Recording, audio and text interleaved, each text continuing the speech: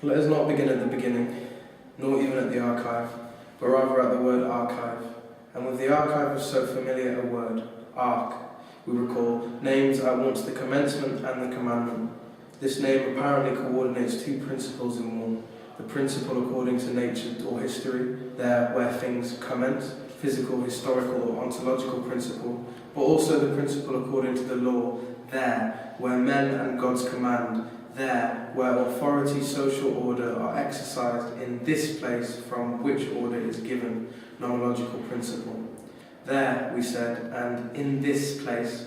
How are we to think of there, and this taking place, or this having a place of the ark? We have there two orders of order, sequential and jussive. From this point on, a series of cleavages will incessantly divide every atom of our lexicon. Already in the ark of the commandment, I alluded to the commencement according to nature or according to history, introducing surreptitiously a chain of belated and problematic oppositions between physis and its others, thesis, techne, nomos, etc., which are found to be at work in the other principle, the nomological principle of the ark, the principle of the commandment. All would be simple if there were one principle or two principles. All would be simple if the physis and each one of its others were one or two. As you have suspected for a long time, it is nothing of the sort, yet we are forever forgetting this. There is always more than one, and more or less than two, in the order of commencement as well as in the order of the commandment. The concept of the archive shelters itself, of course, this memory of the name arca, but it also shelters itself from this memory which it shelters, which comes down to saying also that it forgets it. There is nothing accidental or surprising about this. Contrary to the impression one often has, such a concept is not easy to archive. One has trouble, and for essential reasons, establishing it and interpreting it in the document it delivers to us, here in the word which names it. That is the archive. In a way, the term indeed refers, as one would correctly believe, to the ark in the physical, historical, or ontological sense, which is to say to the originary, the first, the principle, the primitive, in short, to the commencement. But even more, and even earlier, archive refers to the ark in the nomological sense, to the ark of the commandment, as is the case for the Latin archivium or archium, a word that is used in the singular, as was the French archive, formerly employed as a masculine singular in archive. The meaning of the archive, its only meaning, comes to it from the Greek archion, initially a house, a domicile, an address, the residence of the superior magistrates, the archons who commanded. The citizens who thus held and signified political power were considered to possess the right to make or to represent the law on account of their publicly recognized authority. It is at their home, in that place which is their house, private house, family house, or employer's house, that official documents are filed. The archons are first of all the document's guardians. They do not ensure the physical safety of what is deposited and of the substrate. They are also accorded the hermeneutic right and competence.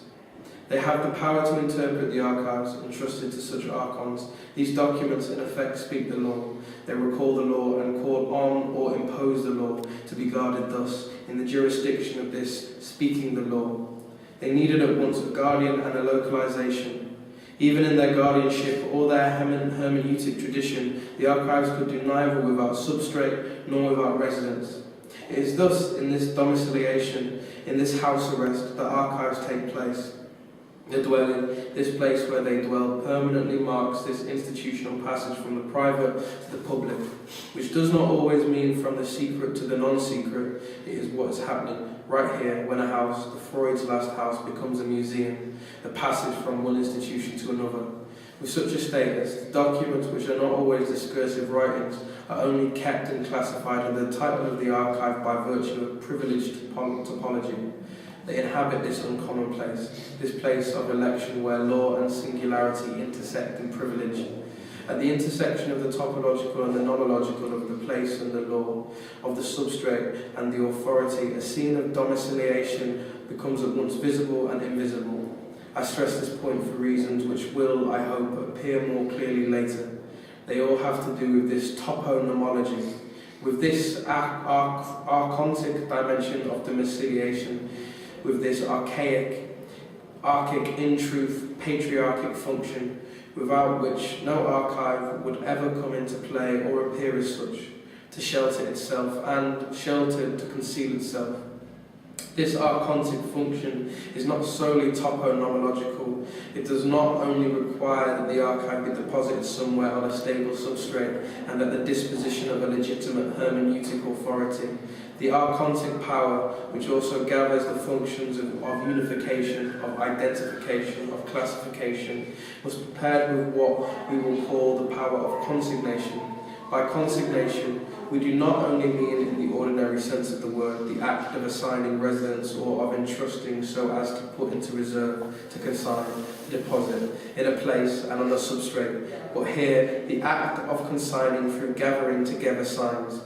It is not only the traditional consignatio, that is the written proof, but what all consignatio begins by presupposing.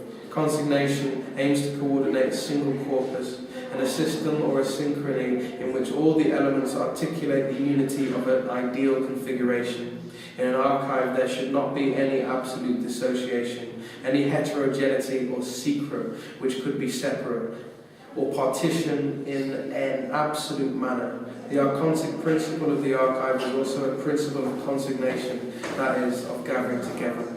It goes without saying from now on that wherever one could attempt, and in particular in Freudian psychoanalysis, to rethink the place and the law according to which the archontic becomes instituted, wherever one could interrogate or contest, directly or indirectly, this archontic principle, its authority, its titles, and its genealogy, the right that it commands, the legality or the legitimacy that it depends on it, wherever secrets and heterogeneity would seem to menace even the possibility of consignation, this can only have grave consequences for a theory of the archive, as well as for its institutional implementation.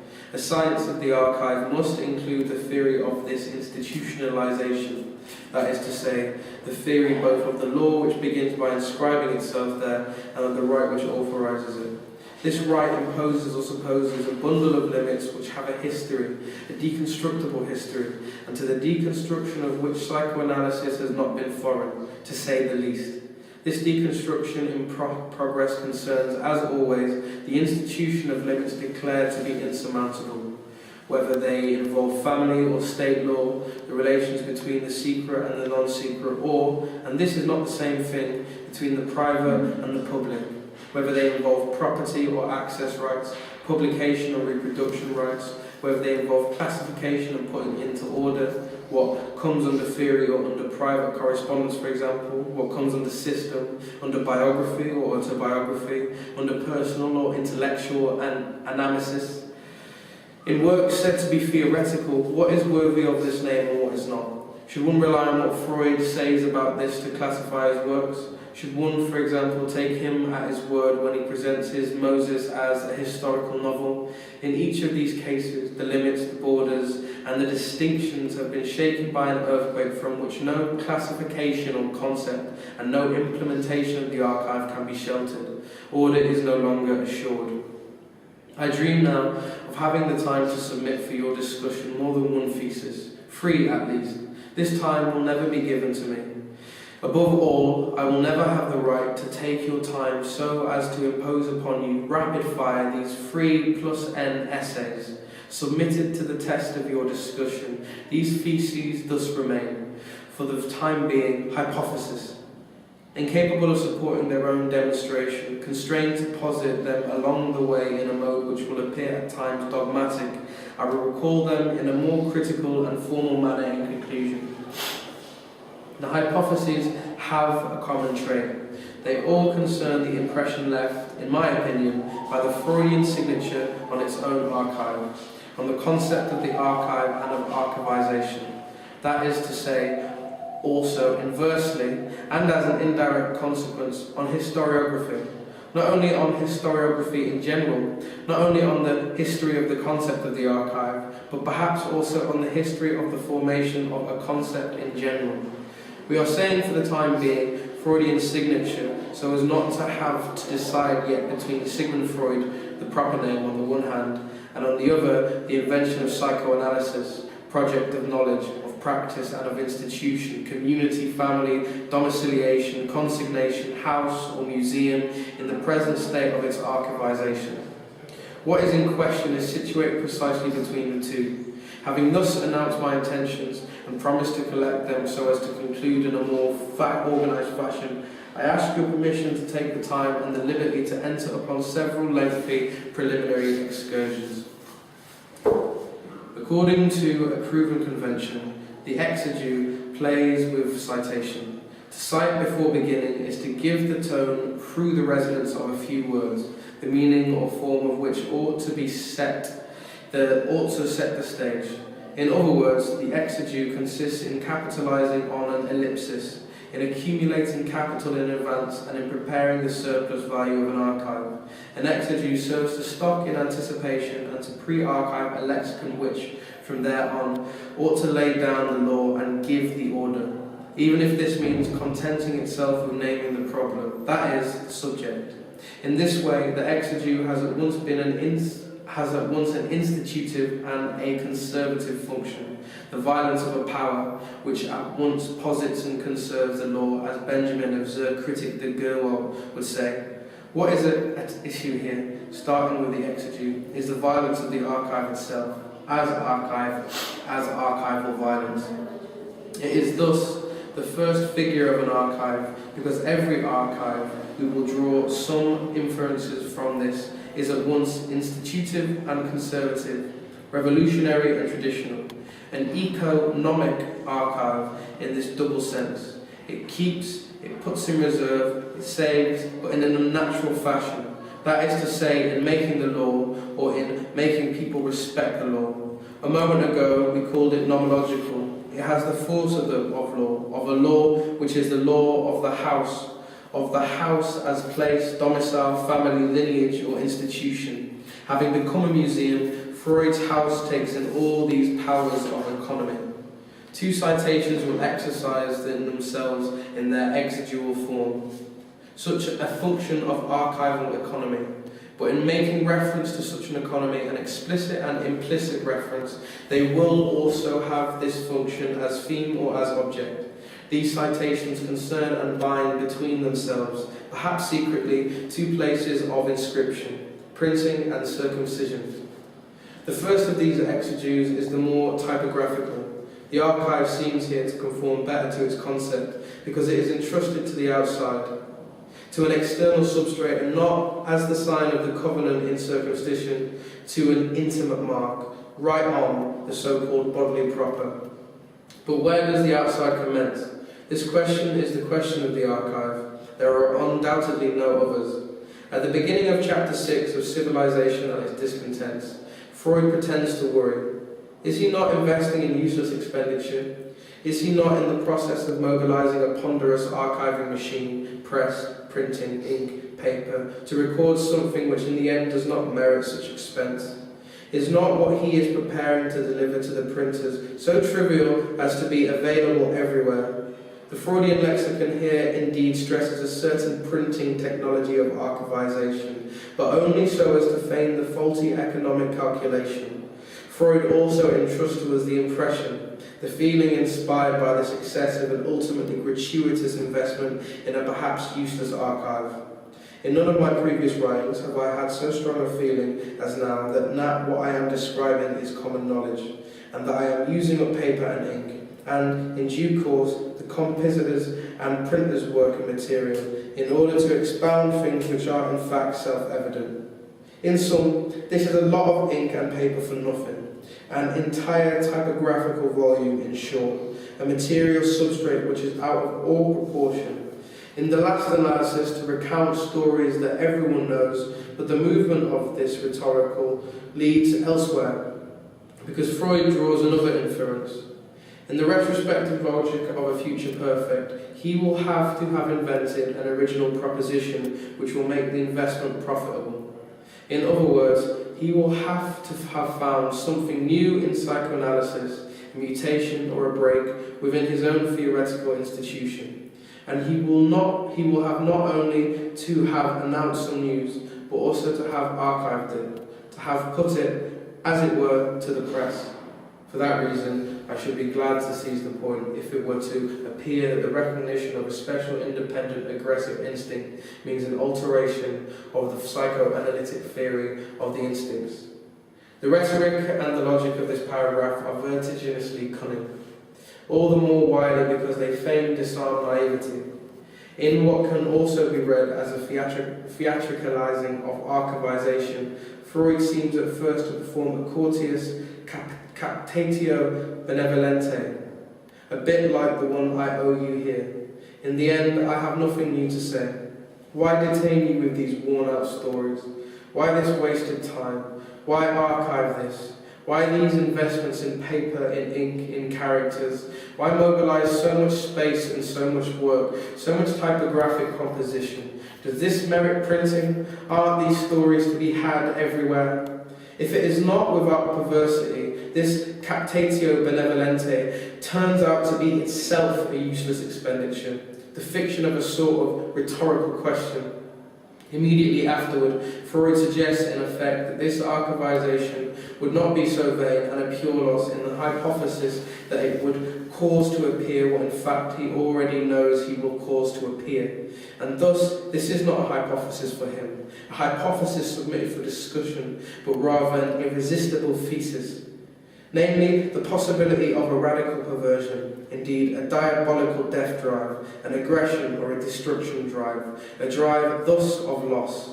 The rest of this chapter recalls everything which had already, since beyond the pleasure principle, more than 10 years earlier introduced this destruction drive in the psychic economy, or rather the psychic or an economy, in the accursed share of this pure loss expenditure. Freud draws the conclusion here with respect to civilization, and indeed to its discontents, while at the same time giving himself over to a sort of autobiographical, theoretical, and institutional anamnesis. In the course of this recapitulation, he stresses above all the resistances that this death drive incites everywhere, outside as much as inside, as it were, and in psychoanalytic circles as well as in himself. I remember my own defensive attitude when the idea of an instinct of deconstruction first appeared in psychoanalytic literature, and how long it took before I became receptive to it. He had previously made the remarks in the passage, of which we must not fail to take note. First of all, since overcoming this resistance, he can no longer think otherwise. For Sigmund Freud himself, the destruction drive is no longer a debatable hypothesis, even if this speculation never takes the form of a fixed thesis, even if it is never posited. It is another name for an invincible necessity. It is as if Freud could no longer resist. Henceforth, the irreducible and originary perversity of this drive, which he names here sometimes death drive, sometimes aggression drive, sometimes destruction drive, as if these three words were in this case synonyms. Second, this free-name drive is mute. It is at work, but since it always operates in silence, it never leaves any archive of its own. It destroys in advance its own archive, as if that were in truth the very motivation of its most proper movement. It works to destroy the archive, on the condition of effacing, but also with a view to effacing its own proper traces, which consequently cannot properly be called proper. It devours it even before producing it on the outside. This drive, from then on, seems not only to be anarchic, anarchontic. We must forget that the death drive, originary though it may be, is not a principle, as are the pleasures and realities principles. Death drive is above all an archival. One could say, or archiviolithic. It will always have been archive destroyed by silent vocation, allowing for exceptions. But what are exceptions in this case, even when it takes the form of an interior desire? The anarchy drive eludes perception. To be sure, save exception, that is, Freud says, except if it disguises itself, except if it tints itself, makes itself up or paints itself in some erotic colour. This impression of erogenous colour draws a mask right on the skin.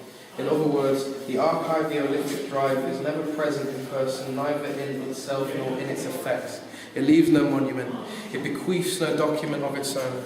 As inheritance, it leaves only its erotic simulacrum, its pseudonym in painting, its sexual idols, its masks of seduction, lovely impressions. These impressions are perhaps the very origin of what is so obscurely called the beauty of the beautiful, as memories of death. But the point must be stressed. This archiveolithic force leaves nothing of its own behind, as a death drive is also, according to the most striking words of Freud himself, an aggression and a destruction drive. It not only incites forgetfulness, amnesia, the annihilation of memory as meme or anamnesis, but also commands the radical effacement. In truth, the eradication of that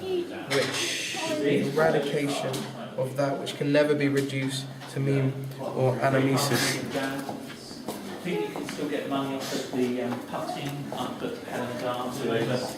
See you later. Bye, Matthias.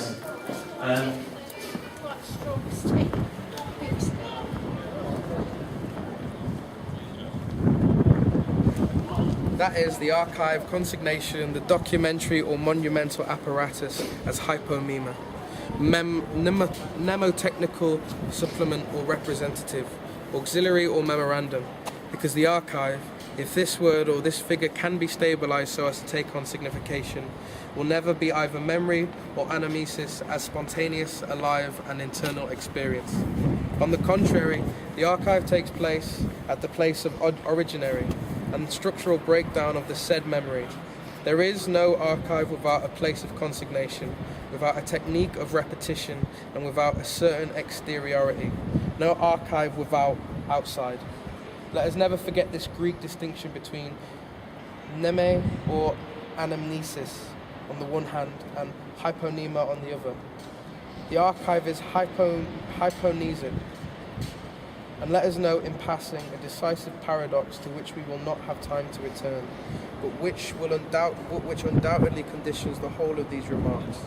If there is no archive without consignation in an external place which assures the possibility of memorization, of repetition, of production, or of re-impression, then we must also remember that repetition itself, the logic of repetition.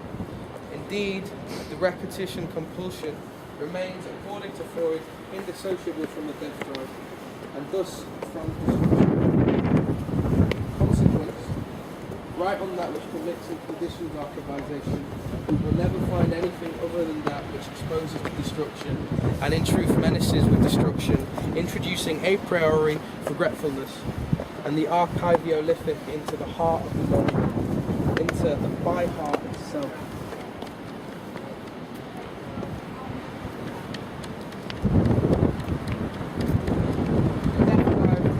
Tends thus to destroy the hypomnesic archive, except if it can be disguised, made up, painted, printed, represented as the idol of its truth in painting. Another economy is thus at work.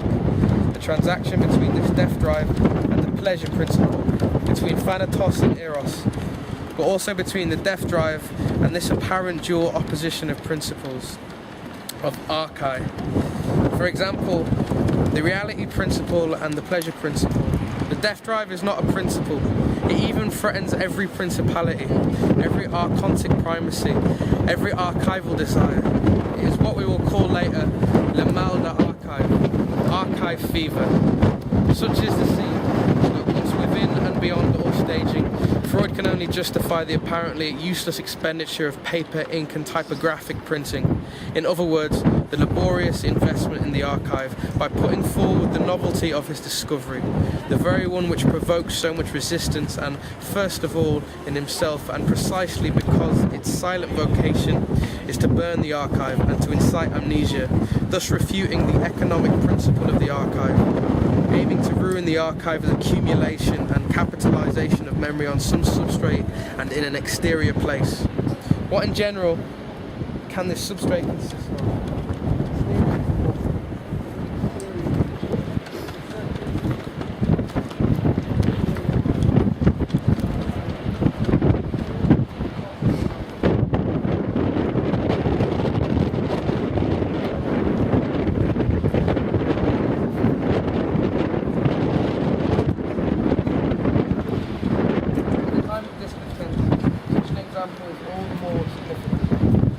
historical and political import, we do not like to be reminded, Freud notes, of the undeniable existence of an evil which seems to contradict the sovereign goodness of God.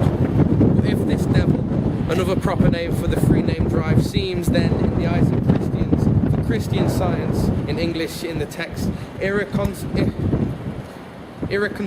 with God, we see now that it can also exculpate God. Evil for evil's sake, diabolical evil, the existence of the devil can serve as an excuse for God, because exterior to him, anarchic angel and dissident, in rebellion against him, just as, and this is the polemical trait of analogy, the Jew can play the analogous role of economic relief or exoneration, assigned to him by the world of the Aryan ideal. In other words, the radical destruction can again be reinvested in another logic. Economics, resource of even that which ruins it will radically be of service. Infinite destruction can be reinvested as theology. The devil can also serve to justify. Such is the destination of the Jew in the Aryan ideal.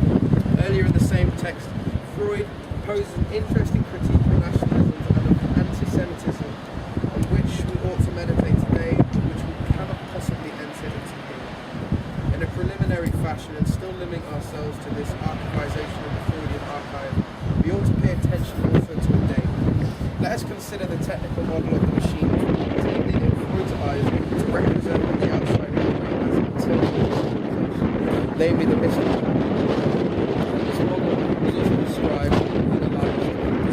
After Beyond the Pleasure Principle, a book in which Freud admits to playing the devil's advocate.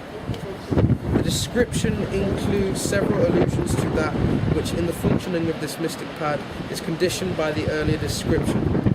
In Beyond, of the structure of the psychic apparatus. In translating and questioning this strange, Notiz über den Wunderblock, I attempted long ago to analyse as closely as possible the relations between the model of archivization, technical, time and depth. I tried to delimit the thinking of this technique generally from within the metaphysical assurances, which it seems to be without recalling here the questions I formulated at the time, in particular concerning the Freudian concept of heredity.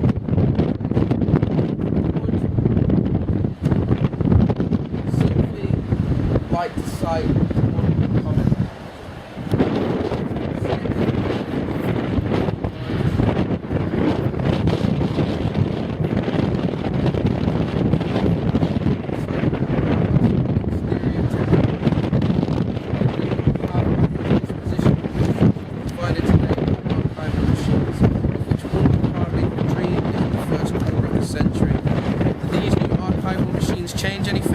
They affect the essentials of Freud's discourse. In 1966, I noted the following. Forgive me for this long citation. I will not allow myself any of this. The mystic pad, separated from physical responsibility, a representation abandoned to itself, still participates in Cartesian space and mechanics, natural wax, exteriority of the memory aid. All that Freud had thought about the unity of life and death, however, should have led him to ask other questions here, and to ask them explicitly. Freud does not explicitly examine the status of the materialized supplement which is necessary to the alleged spontaneity of memory, even if that spontaneity were differentiated in itself, thwarted by a censorship or repression which, moreover, could not act on a perfectly spontaneous memory. Far from the machine being a pure absence of spontaneity, its resemblance to the physical apparatus, its existence and its necessity bear witness to the finitude of mnemic spontaneity which is thus supplemented. The machine, and consequently representation, is death, and finitude within the psyche. Nor does Freud examine the possibility of this machine which, in the world, has at least begun to resemble memory, and increasingly resembles it more closely. Its resemblance to memory is closer than that of the innocent mystic pad. The latter is no doubt infinitely more complex than slate or paper, less archaic than a palimpsest.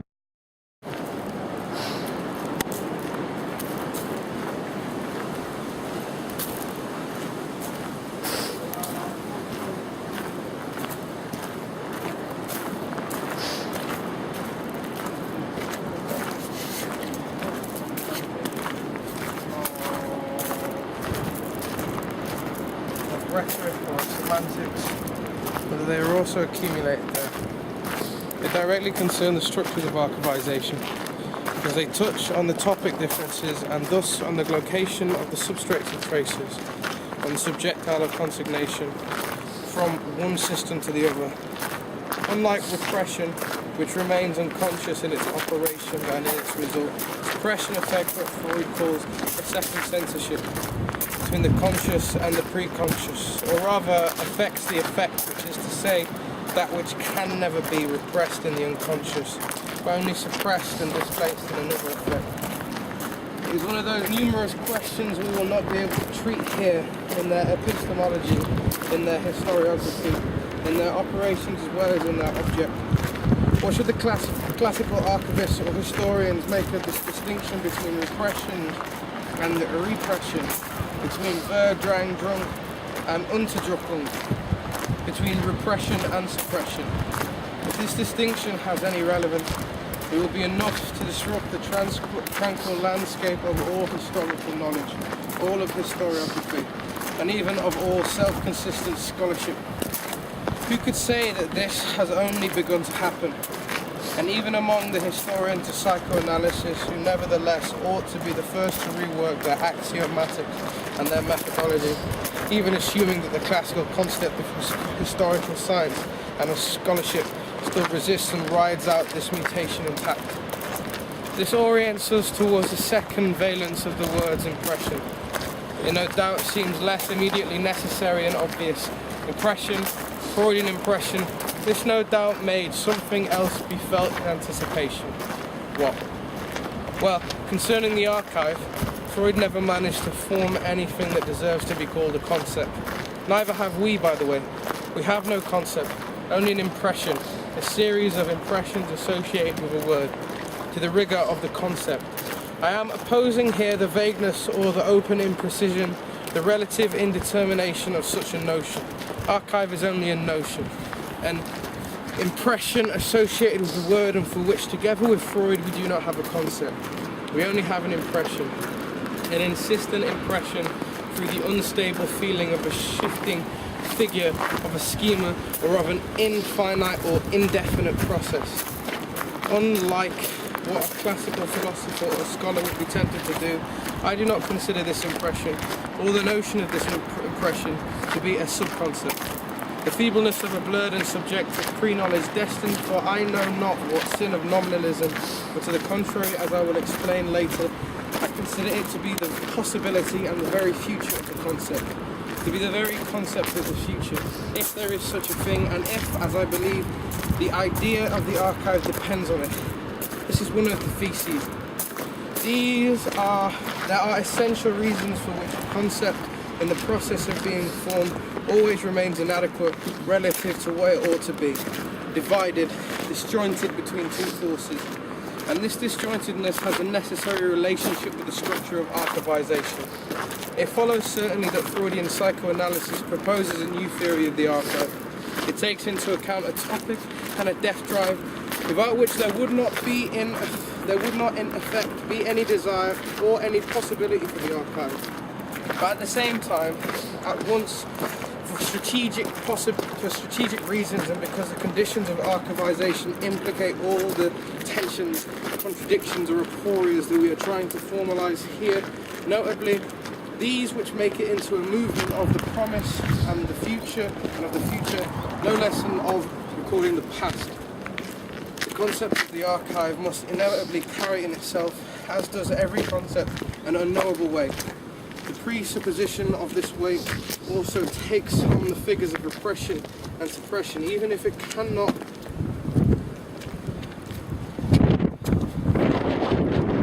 easily be reduced to these.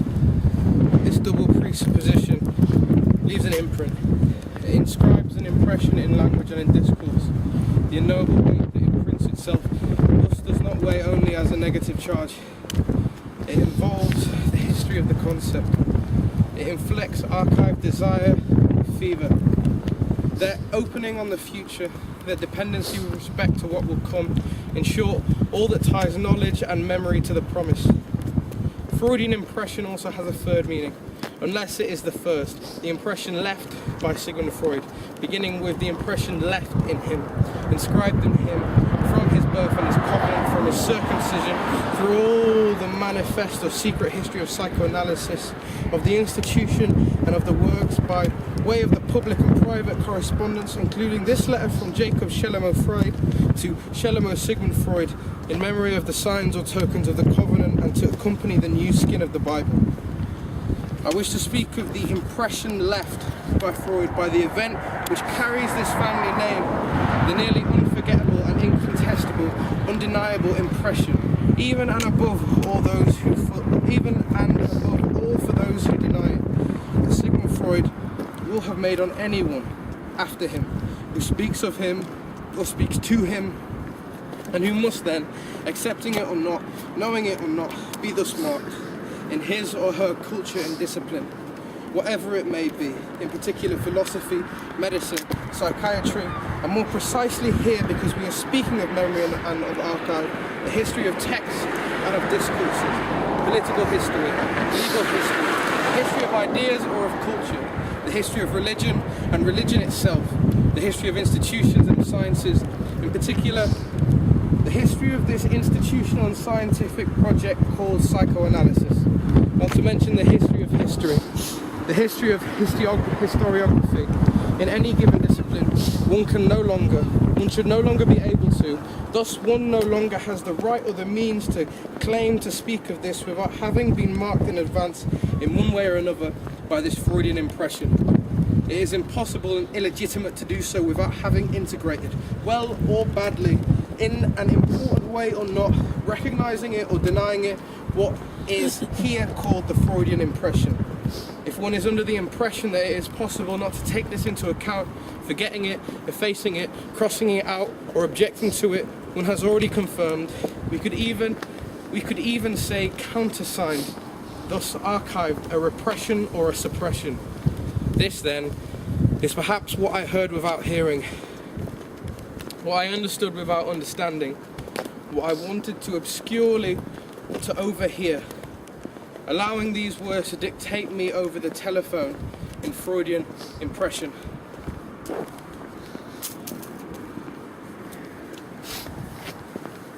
It is thus our impression that we can no longer ask the question of the concept of the history of the concept, and notably of the concept of the archive, no longer at least in temporal or historical modality, dominated by the present or the past.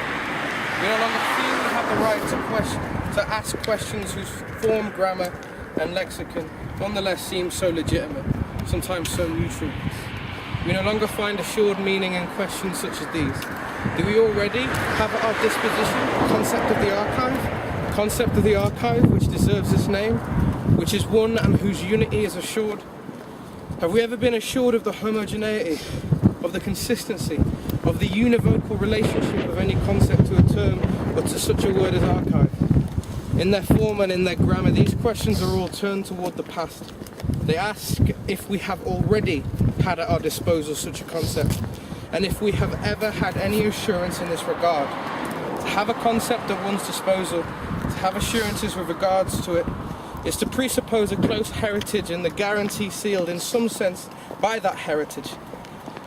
And the word and the notion of the archive seem at first admittedly to point toward the past, to refer to the signs of consigned memory, to recall faithfulness to tradition.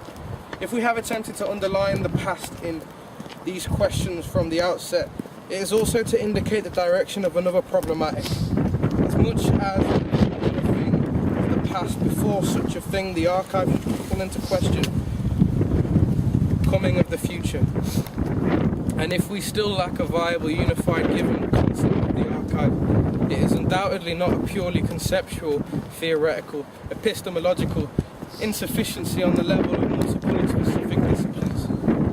It is perhaps not for lack of sufficient elucidation in certain circumscribed domains: archaeology, documentography, bibliography, philology, historiography. Let us imagine in effect a project of general archiveology, a word that does not exist but that could designate a general and interdisciplinary interdisciplinary science of the archive. Such a discipline must in effect risk being paralysed in a preliminary aporia. It would have either to include psychoanalysis, a scientific project which, as one could easily show, aspires to be a general science of the archive, of everything that happens to the economy of memory and to substrates, traces, documents in their supposedly psychophysical and techno-prosthetic forms, internal or external, the mystic paths of the past or of the future, what they represent and what they supplement, or, on the contrary, to place itself under the critical authority in the Kantian sense of psychoanalysis, continue to dispute it, of course, but after having integrated its logic, its concepts, its meta-psychology, its economy, its topic, etc., as Freud repeats them again in such precise fashion in the third part of his Moses, when he treats at length the difficulties of the archival problems of oral narrative and public property, of mnesic traces, of archaic and transgenerational heritage, and of everything that can happen to an impression in these at once topic and genetic processes. He repeats here that this process has nothing to do with the anatomy of the brain, and this is enough to complicate the phylogenetic dimension, which he judges to be in effect irreducible, but which he is far from simplifying in its Lamarckian schemas. He is often accused of this by Yerushalmi also, or even its Darwinian ones. The adherence to a biological doctrine of acquired characters of the biological archive in sum cannot be made to agree in a simple and immediate way with all Freud acknowledges otherwise. The memory of the experience of previous generations, the time of the formation of languages and of symbolicity that transcends given languages and discursivity as such. Freud is careful. He knows and recognizes explicitly the present attitude of biological science, which refuses to hear of the inheritance of acquired characters by succeeding generations. And if he admits that it is difficult for him to do without a reference to biological evolution, and who could seriously reproach him for that, in principle and absolutely, in the name of what? He shows himself in this regard to be more reserved and more circumspect than is usually acknowledged, distinguishing notably between acquired characters which are hard to grasp and memory traces of external events. These characters and these traces would well follow Freud, would certainly not say it here in this form, quite complicated, linguistic, cultural, cipherable, and in general cipher transgenerational and trans-individual relays, transiting thus through an archive, the science of which is not at a standstill. This does not necessarily bring us back to Lamarck or to Darwin, even if it obliges us to articulate the history of genetic programs and ciphers on all the symbolic and individual archives differently. All that Freud says is that we are receptive to an analogy between the two types of transgenerational memory or archive, the memory of an ancestral experience or the so-called biologically acquired character, and that we cannot imagine one without the other. Without the irresistible, that is to say, only suppressible and repressible force and authority of this transgenerational memory, the problems of which we speak would be dissolved and resolved in advance. There would no longer be any essential history of culture. There would no longer be any question of memory and of archive, patriarchy of or of matriarchive. And one will no longer even understand how an ancestor can speak within us, nor what sense there might be in us to speak to him or her, to speak in such an unheimlich, uncanny fashion to his or her ghost, with it. We have already encountered this alternative. We will return to it again. Must one apply to what will have been predefined as the Freudian or psychoanalytic archive in general schemas of reading or interpretation or classification, which have been received and reflected out of this corpus, whose unity is thus presupposed, or rather has one on the contrary the right to treat the said psychoanalytico-Freudian archive according to a logic or a method, a historiography or a hermeneutic independent of Freudian psychoanalysis, indeed anterior even to the very name of Freud, while presupposing in another manner the closure and the identity of this corpus. This independence can take numerous forms, pre or post-psychoanalytic, with or without an explicit project, to integrate and to formalize what a minute ago we called the Freudian impression. This is an experience familiar to a number of those who are participating in this conference or who share this concern, and not only here and there to the most eminent historians of psychoanalysis, in an enigmatic sense, which will clarify itself perhaps because nothing should be sure here for essential reasons. The question of the archive is not, to repeat, a question of the past. It is not the question of a concept dealing with the past that might already be at our disposal or not at our disposal, an archivable concept of the archive. It is a question of the future.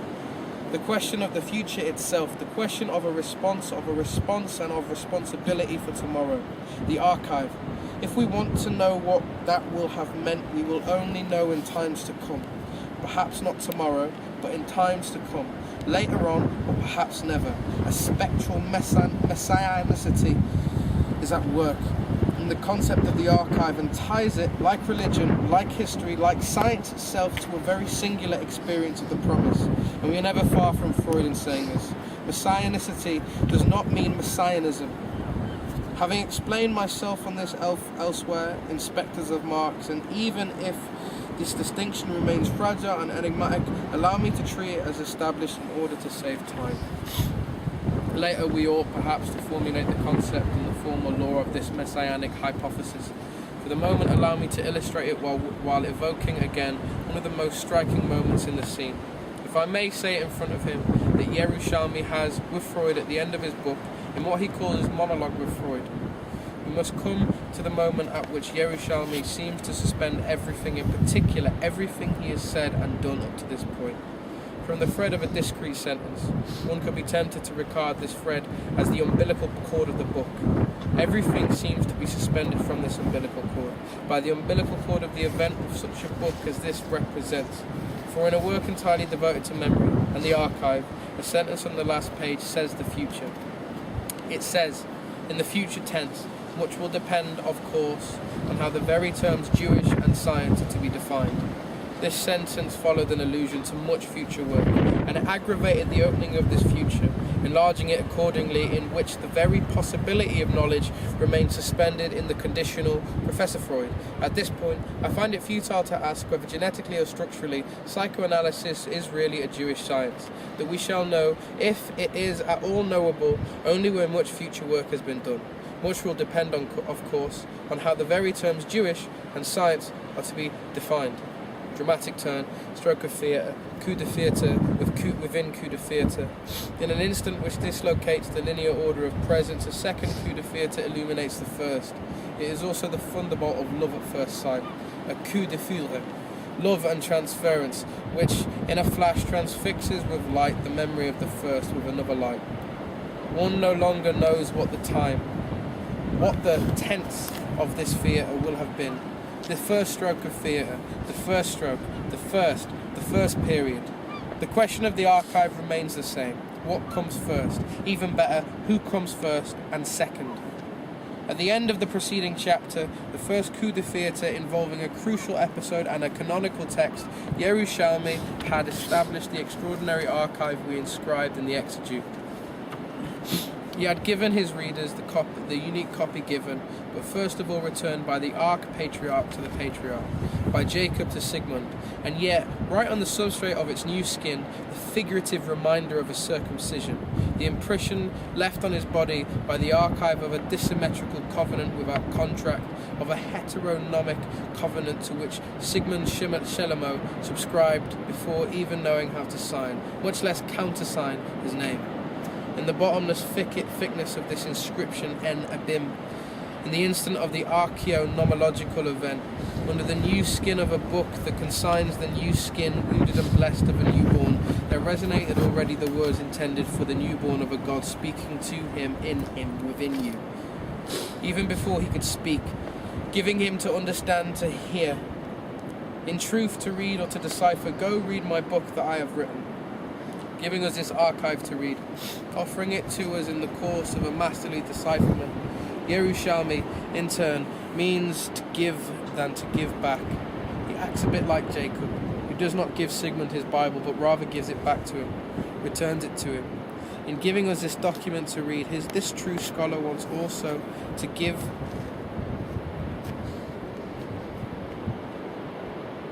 back to Freud in his own competence, his own capacity to receive and thus to read the Hebrew inscription. He wants above all to make him confess it, because Freud, and this is the declared aim of Yerushalmi's demonstration, must have known from a young age how to read the dedication.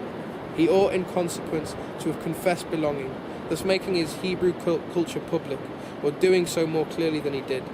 Yerushalmi recalls all Freud's denials on this subject, concerning his own family or himself, all emaciated Aufklärer, he claimed, all Voltairians who retain little of Jewish culture.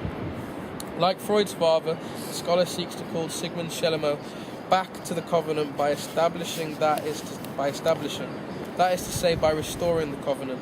The scholar repeats, in a way, the gesture of the father. He recalls or he repeats the circumcision, even if the one and the other can only do it, of course, by figure. After the first, a second coup de theatre. It is the moment when Professor Yerushalmi, with the incontestable authority of the scholar, but in apparently more filial position, addresses, or rather pretends to address, Professor Freud. In truth, Freud's grossed directly.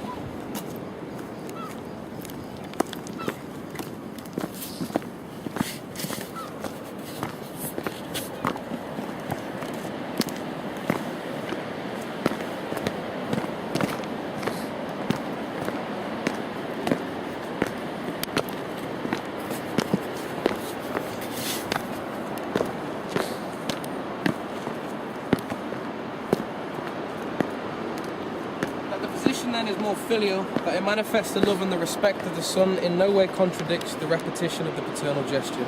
Quite possibly it confirms and relaunches it en abim. A scholar addressing a phantom recalls irresistibly the opening of Hamlet. At the spectral apparition of the dead father, Marcellus implores Horatio, "Thou art a scholar, speak to it, Horatio."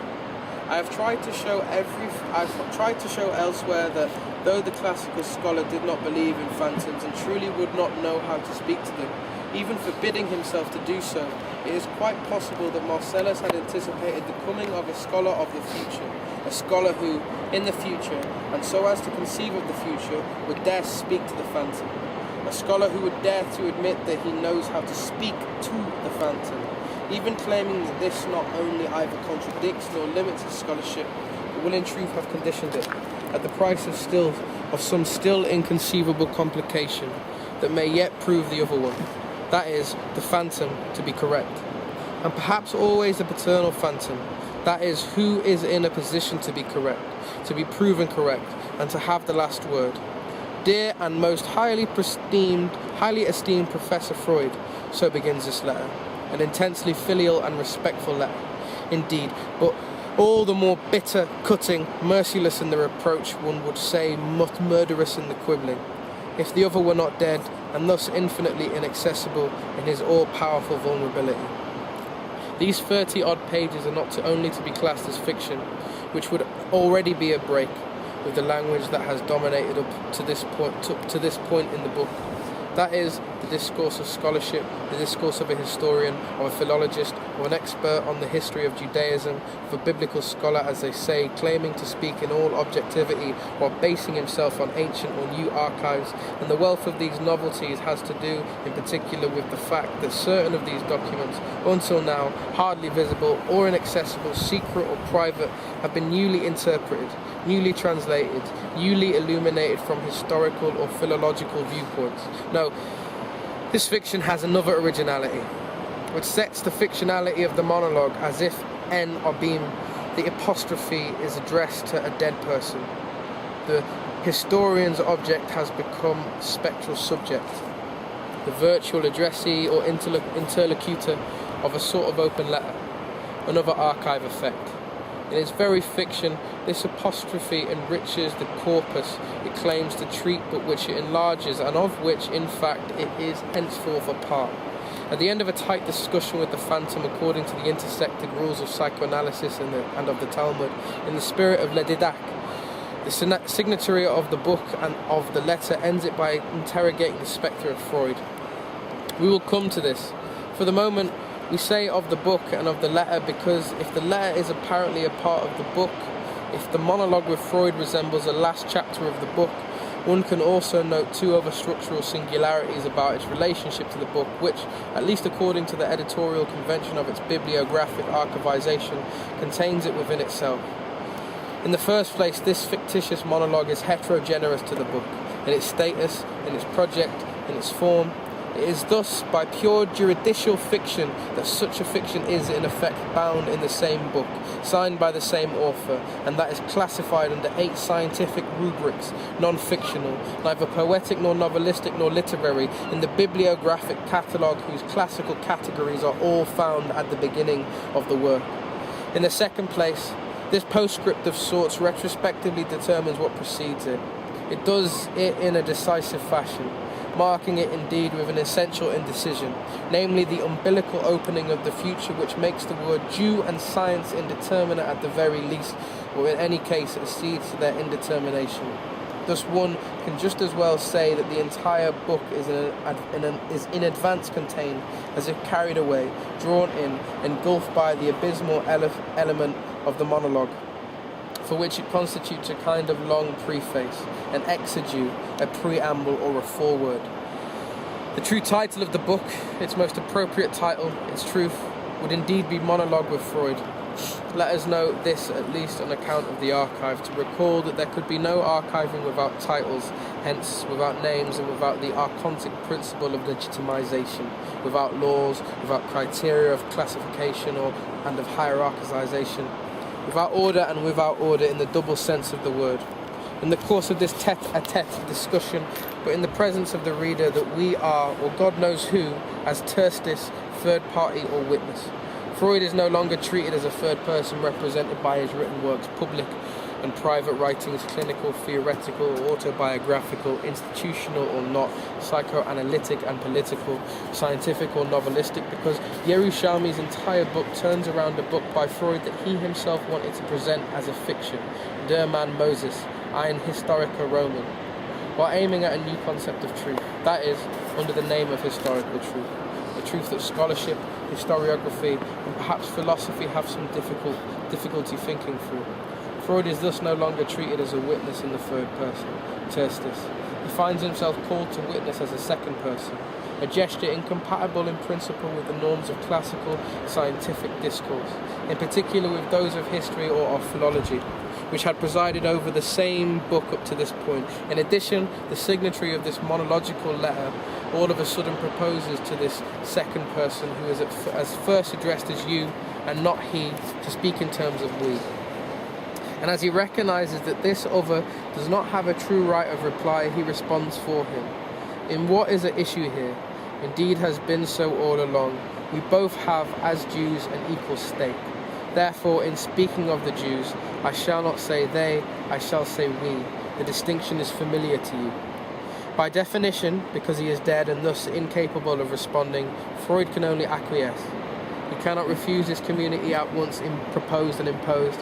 He can only say yes to this covenant, into which he must enter one more time, because he will have had to enter it already 7 or 8 days after his birth.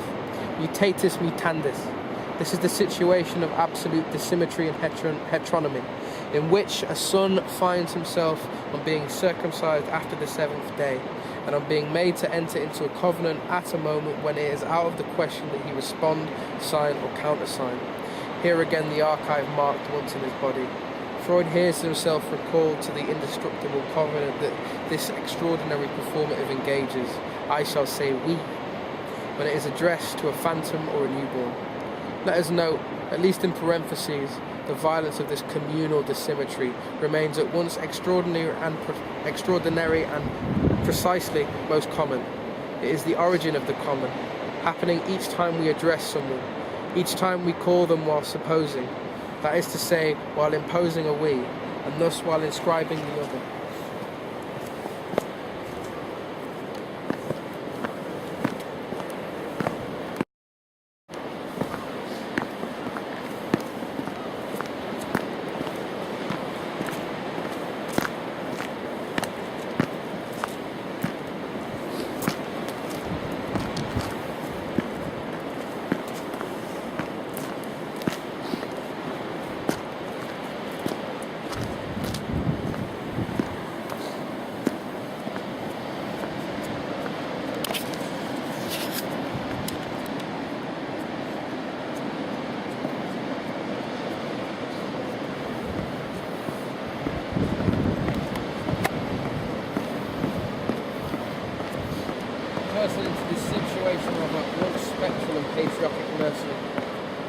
Everything happens here as if Yerushalmi had decided in turn to circumcise Freud, as if he felt an obligation yet to come, I shall say we, to re-circumcise him by figure while confirming the covenant, as if he felt the duty, in truth, to repeat Jacob Freud's gesture, when in an inscription at once outside and inside the book, right on the book in Melitza, he reminded Shelomo, in the seventh in the days of your years, of your life, the Spirit of the Lord began to move you and spoke within you.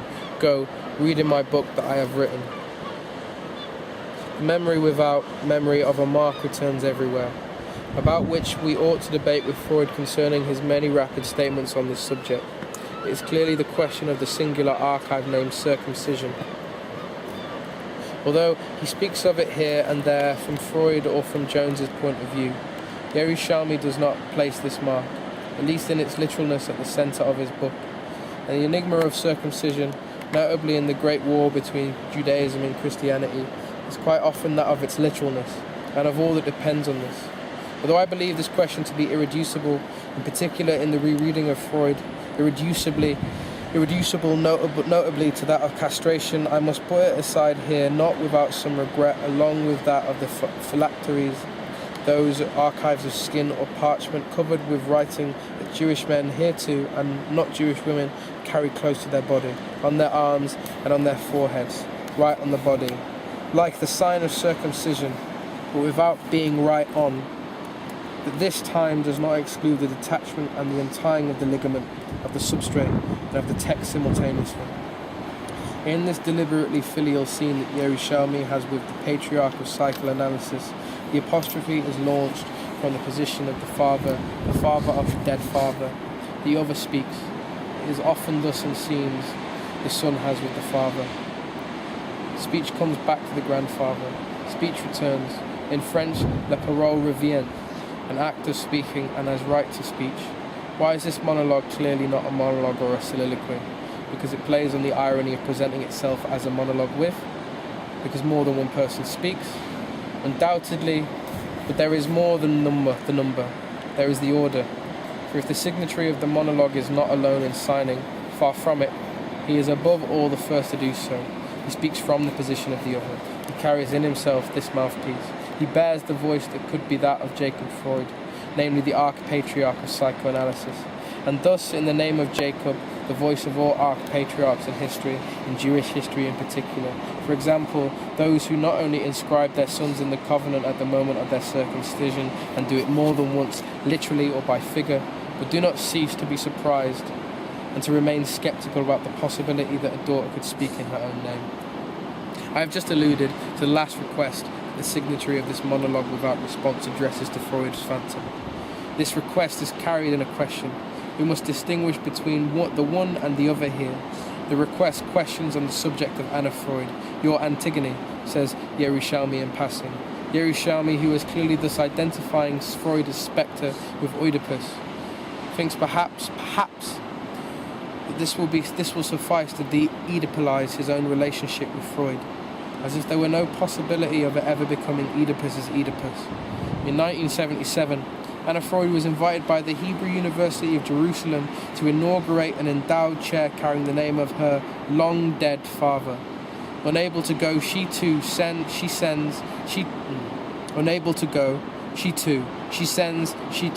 a written statement. In this other archive document, which Yerushalmi invests with passion, Anna declares, amongst other things, that the accusation according to which psychoanalysis is a Jewish science under present circumstances can serve as a title of honour. Yerushalmi asks himself whether this sentence written by Anna is indeed signed by Anna. Asking himself of this, he asks his spectral interlocutor, he asks himself of, his spectre, who would have first have addressed himself this, if his daughter spoke in her own name. As if doubted that a daughter, above all the daughter of Freud, could speak in her own name, almost 30 years after the father's death. And above all, as if he wished, still secretly, a secret which he says he wants to keep, that is to say, to share with Freud, to be alone in sharing with Freud, that she had always spoken in the name of her father, in the name of the father. In fact, I will limit myself even further and be content if you answer only one question. When your daughter conveyed those words to the Congress in Jerusalem, was she speaking in your name? Please tell me, Professor. I promise I won't reveal your answer to anyone. These are the last words of the book. Everything seems to be sealed by this ultimate signature.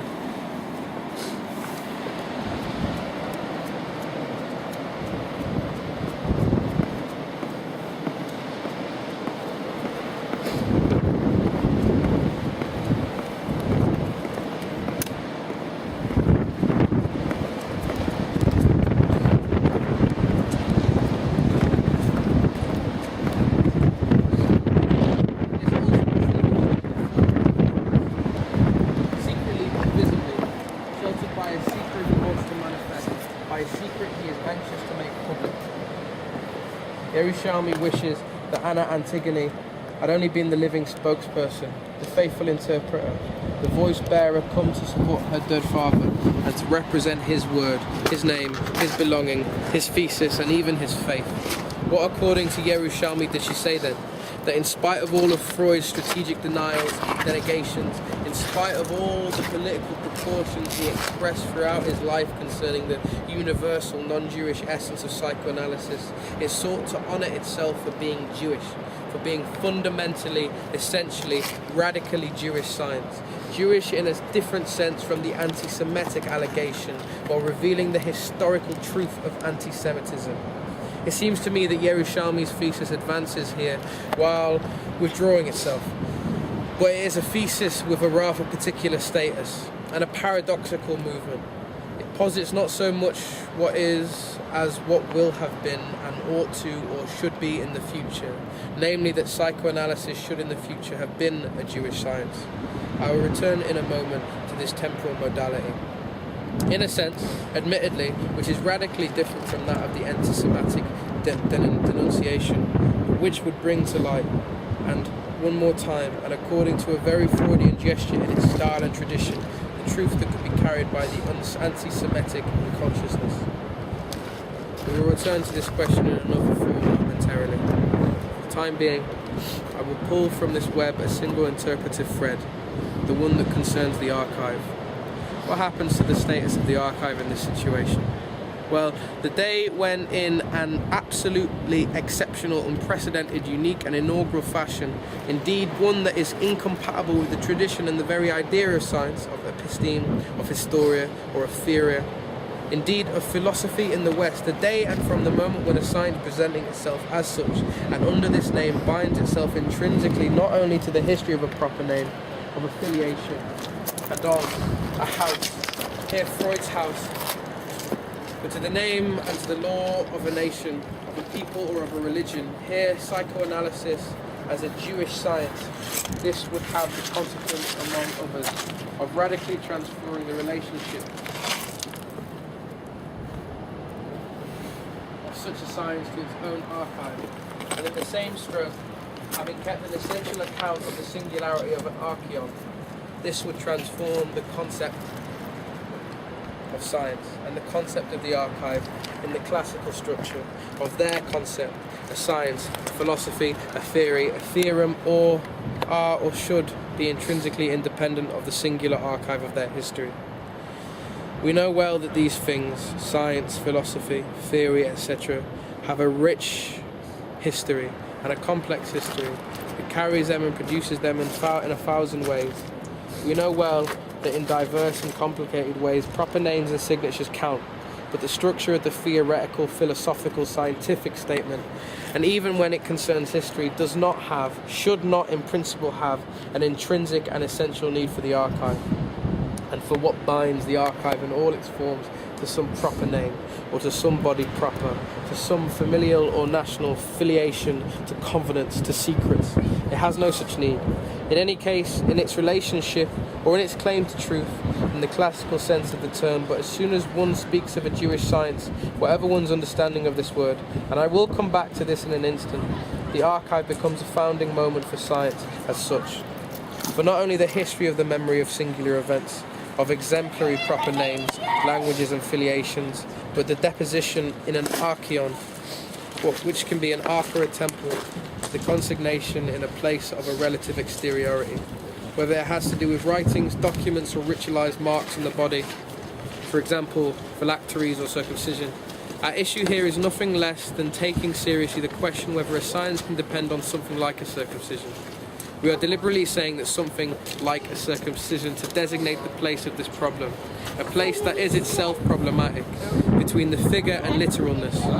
Can one be satisfied with Freud's many statements on circumcision, always quickly tied to castration or to the threat of castration, to explain the genesis of anti-Semitism, namely the jealousy with regard to a people which presented itself, he says, as the favoured eldest son of God? Freud evokes... One could put it this way, that Freud's phantom does not respond. That is at least how things appear. But can this be trusted? In promising secrecy for a virtual response which keeps us waiting, which would always keep us waiting, the signatory of this monologue lets it be understood that Freud would never say in public, for example in a book, and in what is destined to become public archive, what he thinks in truth secretly. At the monologuist who says we, namely that, yes, psychoanalysis is indeed a Jewish science. Is this not incidentally what he has already, in private so often suggested? Is this not what he has always murmured in remarks, entrusted to letters, consigned in 1,000 signs that Yerushalmi has inventoried, classed, put in order, interpreted with an unprecedented vigilance and jubilation? At the end of this book, the monologuist who says we, says he is ready to respect the secret, to keep for his personal archives the response that the phantom with its own mouth could murmur in his ear in private. Nothing seems to me more serious than what is in play in this conclusion, in the very secret of its opening, in the fiction of its suspense, for a large number of reasons. Some of them seem to be turned toward the past, others toward the future of the archive. Concerning the former, those which look toward the past, I will say only a word. It will go in the direction of what, in Freud's eyes and in particular in the Rat Man, ties the progress of science and of reason to the advent of the patriarchate. In a note, which I do not have the time to read here, and will comment on elsewhere, Freud makes three mistakes. With Lichtenberg, whose support he seeks, he makes a mistake in affirming that there can be no doubt about the identity of the mother, insofar as it depends on the witness of the senses, while the identity of the father always remains doubtful, since it depends, and it alone, on a rational interference, as to that legal fiction of which Stephen speaks in Joyce's Ulysses. However, better than ever today, if only with the possibility of surrogate mothers, prosthetic maternities, sperm banks, and all the artificial inseminations, as they are secured for us already, and will be secured still more for us in the future by biogenetic technoscience. We know that maternity is as inferred, constructed, and interpreted as paternity, and as paternal law.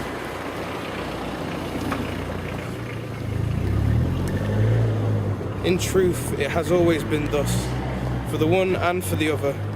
Freud makes a second mistake in believing with Lichtenberg that paternity, and it alone, is as uncertain as the question of whether the moon is inhabited. We know today in all objective certainty that the moon is uninhabited, and conversely, it is easier to see and to touch that satellite soil than the certain identity of a mother. He makes a third mistake in drawing from all these errors, illusions, or phantasms a fallow egocentric conclusion. Because of this presumed call to reason in the assignation of paternity beyond the witness of the senses, the passage to patriarchy marked the civilizing triumph of reason over sensibility, of science over perception. In doubting that Anna Antigone had spoken from London to Jerusalem in her own name, invisibly hoping that she had spoken in the name of the father, of her dead father, what does the signatory of the monologue with Freud aim to overprint in the we of this unilateral contract and of this covenant? In this recircumcision of Freud, well, he perhaps inscribes, perhaps I am indeed saying perhaps, as if he were signing a name, a discreet but energetic and ineffaceable virility. We the fathers, we the archons, we the patriarchs, guardians of the archive and of the law. I say perhaps because all these questions remain suspended as the futures. 9 now. So.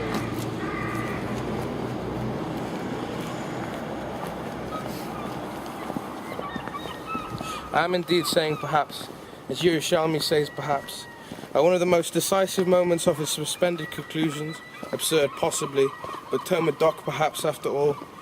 What is at issue here is coming to a conclusion on the subject of Freud's secret, of his dissimulated or unavowable thought, according to which psychoanalysis would be a Judaism without God, or according to which concerning the future of Laius and of Oedipus, according to which concerning the future of religion, there would be no hope. You may very well be right, says Yerushalmi, who sees in the closure of the future, in hopelessness, in the non-promise, more than in the atheism that is least Jewish, the most un-Jewish. In Freud, such that Jewishness here, if not Judaism, comes down in its minimal essence, but as science itself, to the openness of the future. But it is on this question of hope or hopelessness, Yerushalmi will say to Freud, even more than on God or godlessness, that your teaching may be at its most un-Jewish. I stress this essential modality of the perhaps, as I am always tempted to do. It seems to me to be irreducible. Nietzsche claimed to recognize the thinkers of the future by their courage to say perhaps. I emphasize perhaps for yet another reason, while alluding to that patriarchal filiation of elders into which Yerushalmi seems to inscribe himself, at least by one of his gestures. Because he also asked Professor Freud a remarkable question about the identity of the mother in his Oedipal schema, perhaps a nonsensible identity, shielded perhaps from the witness of the senses, like the legal fiction of the father, and even more than this, because this time the woman would be the law itself. The Torah, the teaching, the revelation, the Torah, which in Hebrew is grammatically feminine and which is midrashically compared to a bride. It is for over possession of her that Christianity, the younger son, came to challenge, not so much the father as Judaism, the elder son. For this struggle, sibling rivalry is perhaps too tame a phrase. Psychologically, and alas, all too often, even historically, we are talking about fratricide. Yes, let us speak of the future. Just before asking his question of the phantom of the patriarch, of the archontic spectre of psychoanalysis, at the moment he promises to keep the secret above all if he confirms that psychoanalysis is indeed a Jewish science. Yerushalmi takes the risk of making a decisive gesture.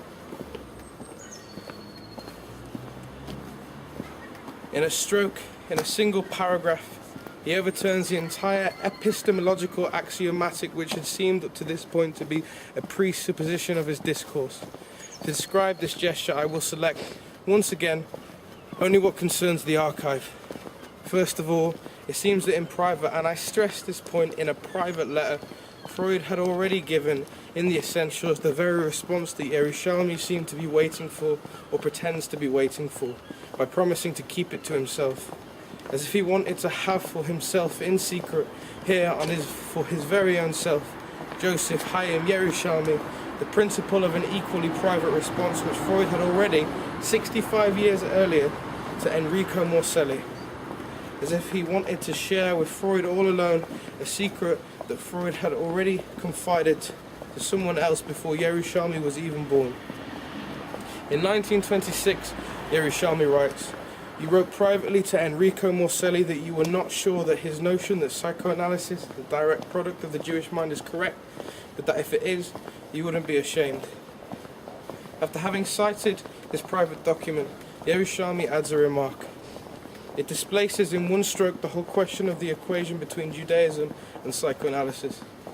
The two terms of such an equation become equally unknown, indeterminate, yet to be determined, totally given over to the future. Let us read this declaration on the last page of the monologue. Professor Freud, at this point I find it futile to ask whether genetically or structurally psychoanalysis is really a Jewish science. That we shall know, if it is at all knowable, only when much future work has been done. Much will depend on, of course, on how the very terms Jewish and science are to be defined. Right now, leaving the semantic and epistemological questions aside, I want only to know whether you ultimately came to believe it to be so. Yerushalmi emphasizes you. What is important is not so much the content of what Freud would say. Freud, moreover, has already acknowledged it in a way, as the fact that he should say it, him, you, with his mouth, and sign it henceforth with his name, and sign it as one subscribes to a belief, whether you ultimately come to believe it to be so. This is only what he wants to know. I want only to know whether you ultimately came to believe it to be so. Time and age count, Yerushalmi knows, and he was the first to recall it, that Freud believed this at least 65 years earlier. If he asks it of him again, if he asks for more, if he seems to ask a new confirmation of him, it is as if he wanted the last word, the last will, the ultimate signature, ultimately of a dying father, and to be even more sure of an already dead father. He wants an ultimate repetition. At the last minute, he asks for an ineffaceable counter-signature of what Freud said 65 years earlier, and on quite a few other occasions. This last engagement ought to be irreversible by definition. Engaging a dead person, he will no longer be subject to the strategic calculations, to the denials of the living Freud, and to the retractions of the founder of a psychoanalysis exposed to all the anti-Semitic violences. This declaration seems to change all the signs. It is this alone, it seems to me, that can carry and justify the book subtitled Judaism Terminable and Interminable. It leaves open to the future not only the definition, hence the terminability, as much as the terminability of Judaism, but also those of psychoanalysis. Up to this point, in any case, up to the opening of this fictive monologue, Yerushalmi had measured his discourse, for the bulk of what in theory was shown and demonstrated on the classical norms of knowledge, of scholarship and of epistemology, which dominate in every scientific community. Here, the objectivity of the historian, of the archivist, of the sociologist, of the philologist, the reference to stable themes and concept, the relative exteriority in relation to the object, particularly in relation to an archived term that is already given in the past, or in any case only incomplete, determinable, and thus terminable, in a future itself determinable as future present, domination of the constantive over the performative act. This is how one can interpret the remark made in passing concerning the discovery and the unexpected publication in 1980 of the private archive of Sabrina Spellreen. This discovery, Yerushalmi notes, should also serve to remind us of how incomplete and tentative any conclusions must be in our reconstruction of the history of psychoanalysis, until the mounds of material still unpublished or deliberately restricted are made available. An incompleteness of the archive, and thus a certain determinability of the future, should be taken into consideration by the historian in any reconstructions of the history of psychoanalysis. Now, this incompleteness is of an entirely different order from that of the future which is in question at the end of the monologue. In the middle of the book, what was in question was still an incompleteness and a future that belongs to the normal time of scientific progress. Without a doubt, at the end of the monologue, Yerushalmi again alludes to the future of some future work. But the future of which he speaks, and above all when it concerns the concepts of science and of Jewishness, is not of the order of such a relative incompleteness. It is no longer only the provisional indetermination that opens the ordinary field of a scientific work in progress and always unfinished, in particular because these new archives can still be discovered, come out of secrecy or the private sphere, so as to undergo new interpretations. It is no longer a question of the same time, of the same field, and of the same relationship to the archive. At the moment when the historian declares to the patriarch that it would be futile to ask whether genetically or structurally psychoanalysis is really a Jewish science, and when he adds that we shall know if it is at all knowable only when much future work has been done, much will depend of course on how the very terms Jewish and science are to be defined. At this moment he changes registers and times entirely. In a stroke, he suspends all the axiomatic assurances, norms and rules which had served him until now in organising the scientific work, notably historiographic criticism and, in particular, its relationship to the unknown and unknown archive. The very order of knowledge, at least of classical knowledge, is suspended. At issue is another concept of the future to which we will return. Since the questions that dominate the whole book up to this monologue concern the relations between Judaism and science, notably that science which psychoanalysis has wanted to be, Yerushalmi, the scholar, resumed continuously the knowledge of what science and Judaism meant. When an elevation of the scientific character of psychoanalysis was in question, the historian often showed himself to be very severe and without appeal. Concerning what he calls in this book, as in Zachor, Jewish history and Jewish memory, Freud's Lamarckism or psycho-Lamarckism.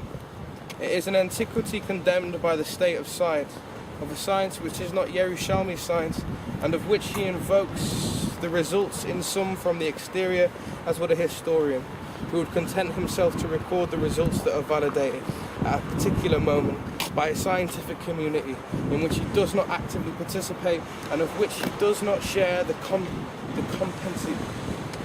competencies. On the other hand, Yerushalmi accepts, we can suppose, that he belongs to the scientific community of historians or of sociologists of culture, in particular of Jewish culture. He is professor of Jewish history, culture and society. He shares actively and brilliantly in its production. He increases and refines its abilities. But in what has to do with the genetics or the history of life, he accepts the role of neutral observer and in the end of doxographer. He must know that in this domain things are more turbulent and more open to the future than ever, more than anywhere else, and not without some relation to the future status of archivization. The epistemological status that he claims for his discourse would thus merit a thorough study. We shall only set up the cartography of the borders he assigns himself. This is not so easy given the mobility of such limits. It seems that in the quasi-totality of the work, and up to the threshold of the monologue, the author presents himself as a historian who claims to hold himself deliberately exterior to his object. The historian, the subject of this historical knowledge, does not then present himself either as a Jew or as a psychoanalyst as such. He treats the psychoanalytic archive as data, the right of access to which the intelligibility, the evaluation of which are not properly the affair either of the Jew or of the psychoanalyst. On many occasions, Yerushalmi claims his distance at the very condition for the history he intends to write. He does it, for example, by putting these words of Philip Aries in the exegesis of his last chapter, just before the monologue. Words that for my part, and is often the case what Aries says and does in general, I find more than problematic. One can make an attempt at the history of behaviour, that is to say at a psychological history, without being oneself either a psychologist or a psychoanalyst, and while keeping oneself at a distance from the theories, the vocabulary, and even the methods of modern psychology, and nevertheless to engage these very psychologists on their terrain. If one is born a historian, one becomes a psychologist in one's own fashion. To express briefly my perplexity on this point, and why I do not share Yerushalmi's confidence when he cites such a remark, finding it in some backing, no doubt, I wonder what it could mean to be born a historian, and to base one's authority on this from an epistemological point of view. And above all, supposing that in such conditions one could do a psychological history, this would not suffice to do a history of psychology, even less of psychoanalysis. And above all, not at this point, where this science, this project for a science at least, which is called psychoanalysis, claims to transform the very status of the historian's object, the structure of the archive, the concept of historical truth, indeed of science in general, the methods of deciphering the archive, the implication of the subject in the space he claims to objectivize, and notably, the topology of the internal/external partitions that structure the subject and make of him a place for archives in relation to which no objectivization is pure, nor in truth rigorously possible, which is to say complete and terminable. Even a classical historian of science should know from the inside the content of the sciences of which he does the history. And if this content concerns in fact historiography, there is no good method or good epistemology for authorizing oneself to put it into parentheses. One deprives oneself in this case of the elementary conditions, of the minimal semantic stability, and almost of the grammar which would allow one to speak about that of which one speaks. To want to speak about psychoanalysis, to claim to do the history of psychoanalysis from a purely psychoanalytic point of view, purified of all psychoanalysis, to the point of believing one could erase the traces of any Freudian impression, is like claiming the right to speak without knowing what one's speaking about, without even wanting to hear anything about it. This structure is not only valid for the history of psychoanalysis, but for any discourse on psychoanalysis. It is valid at least for all the so-called social or human sciences, but it receives a singular inflection here where we must examine a bit more closely. In fact, Yerushalmi knows that he cannot have this exteriority. He knows it too well. To liberate his discourse of all Freudian pre-impression is not only impossible, it would be illegitimate. But as he also doesn't want to renounce this alleged constitutive and theoretical neutrality which the classical scholar or historian claims as his norm, the position of his discourse here, in any case in the better part of the book and before the monologue, is double equivocal. Unstable, I would even say exquisitely tormented, doomed to denial, sometimes avowed in its very denial. At once persecuted and translated by the symptoms that call irresistibly for a postscript, namely this monologue with Freud, which resembles or pretends to resemble the beginnings of an analysis and the declared confession of a transfer. Whether it resembles or pretends to resemble this postscript undoubtedly carries in truth, in its very fiction, the truth of the book.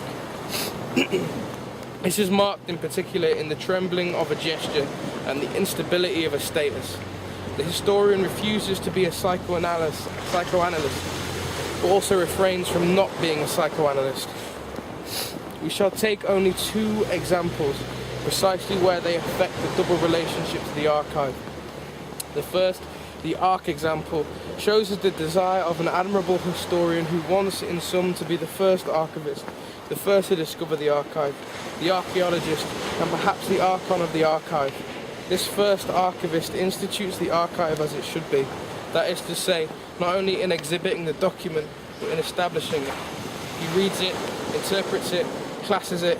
In this case, what is in play is all the more serious, as the document turns out to keep this inscription in the form of a dedication that accompanies a reiterated gift, the second present, the restitution of the Philipson Bible by the Archpatriarch to the Patriarch of Psychoanalysis, the present which Jacob, son of our Shelemo Freud, gives to Shelemo Sigmund Freud, 35 years after a circumcision, which it begins by recalling to him in naming the Ark of the Covenant and the tablets of the law.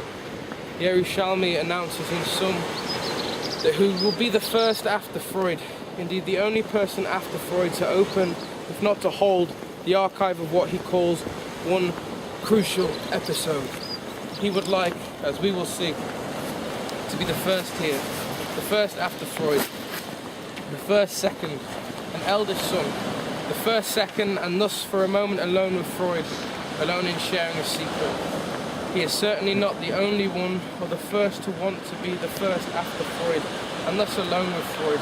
We have several others in France, in that French lineage from which Yerushalmi seems to want to shield himself. But why, as from the plague, this being the case, for what reason does he still hesitate? Why is he so embarrassed about the question as to whether he proceeds in the manner of those whom he will call later ordinary historians, or already in the manner of a psychoanalyst historian? In other words, in some sense, in the manner of an inheritor in the lineage of the patriarchs or arch-patriarchs, whose archive he deciphers for the first time and properly, he says properly twice, and he claims to be neither an analyst nor a non-analyst, denying the two hypotheses at once, thus not denying either one successively or simultaneously. The passage is as follows. There is one crucial episode involving Jacob and Sigmund Freud which has not yet been properly assessed, not least because it involves a Hebrew text which has never been properly transcribed. The handwriting is admittedly difficult, let alone adequately glossed. But it is, in effect, the one canonical text of Jacob Freud at our disposal. In what follows, I neither presume to dignify my reconstruction as psychoanalytic, though it is no less so than others that pretend to be. Nor, given the limitations of a single text, do I claim more than a partial insight. Here now is the following example. The example also of that which follows. A second example of primo-secondariness. The example of this eldest son, of this second eldest child of Jacob Freud, of this double status of a historian who refuses without wanting to refuse to be without being a psychoanalyst. Yerushalmi says to us in the conditional tense what he would say, and thus what he says if he were to permit himself what he thus permits himself, namely the luxury of a technical psychoanalytic term, an example of deferred obedience. Should I finally allow myself the luxury of a technical psychoanalytic term, an example of deferred obedience? At issue here is the deferred obedience of Freud to his father, of the patriarch to the arch-patriarch. One has a hard time halting the sequence and the scene. In a few minutes, we will perhaps speak of Yerushalmi's deferred obedience to each of these figures and draw from this some conclusions. The previous documentary question, once again of archaeological excavation and of the detection of the archive, it concerns a single sentence in a sort of intellectual autobiography. Freud added this sentence as an expression of remorse, only in 1935, 1 year after the first sketch of Moses. It is important to know that this sentence was omitted, accidentally, the Standard Edition says, in the Gassamelt work of 1948, and it is also absent, and for good reason, from the French translation of Marie Bonaparte, which dates from 1928. But this omission was maintained in later editions, at least until 1950. One could add this small philological remark to the file of Freud himself investigates in chapter 6 of the second essay of his Moses.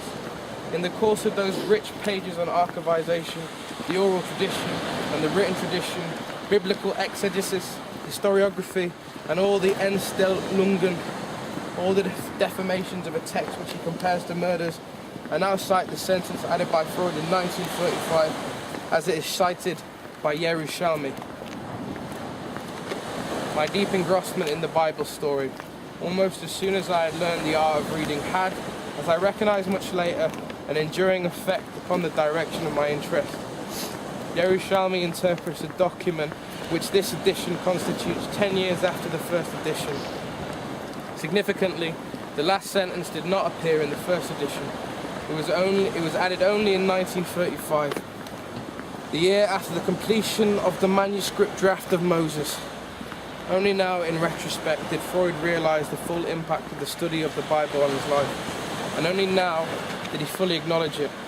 In this sense, Moses and monotheism represents at last the fulfillment of Jacob Freud's mandate, or should I finally allow myself the luxury of a technical psychoanalytic term, an example of deferred obedience? What should we think of this deferred obedience? I will note first in parenthesis that the little sentence on the deep engrossment in the Bible was immediately followed by another, which Yerushalmi does not cite. Judging it to be legitimately beyond the domain of his remarks, he cuts just before it. From the first edition on, this sentence declared the admiring and fascinated hope which Freud had very early for what Darwin's theories, he does not name Lamarck here, were able to promise at the time for the future of science. In this concept of deferred obedience, one can be tempted to recognize one of the keys, or if you prefer, one of the seals of this archaeon. I mean of this book by Yerushalmi, at least as an archival book on the archive. In fact, the key or the seal, what signs and offers to be read, is less a concept, the Freudian concept of deferred obedience, than its implementation by Yerushalmi. This implementation takes the concept without taking it, uses it without using it. It mentions rather than uses it.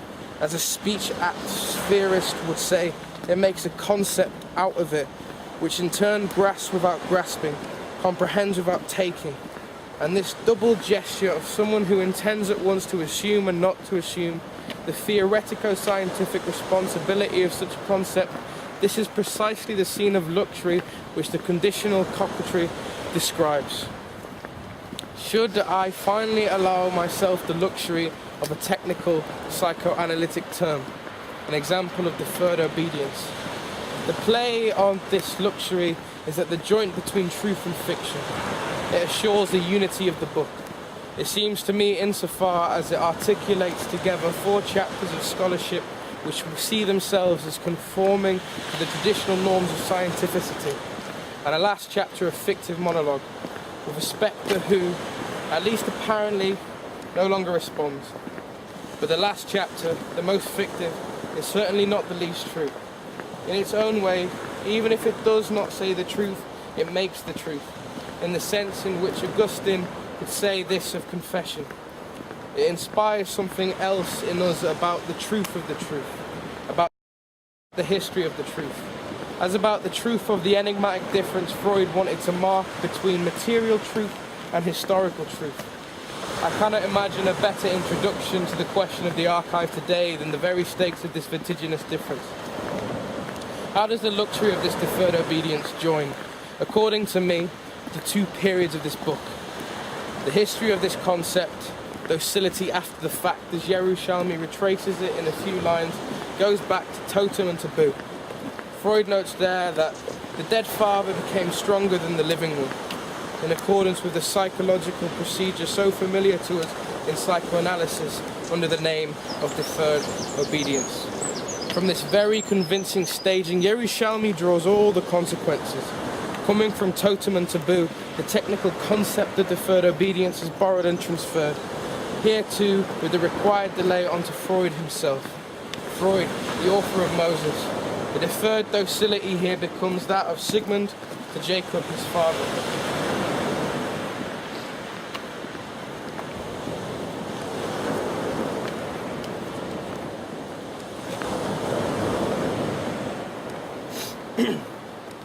In writing Moses and Monotheism, he belatedly obeys the Father and fulfills his mandate by returning to the intensive study of the Bible. But at the same time, he maintains his independence from his Father through his interpretation. He rejects the material truth of the biblical narrative and rejoices in his discovery of its historical truth. Where does this leave us? Yerushalmi asked before praising Lou Andreas Salome, who say she read a new form of the return of the repressed in Moses, this time not in the form of phantoms out of the past, but rather in the form of what one would call the triumph of life.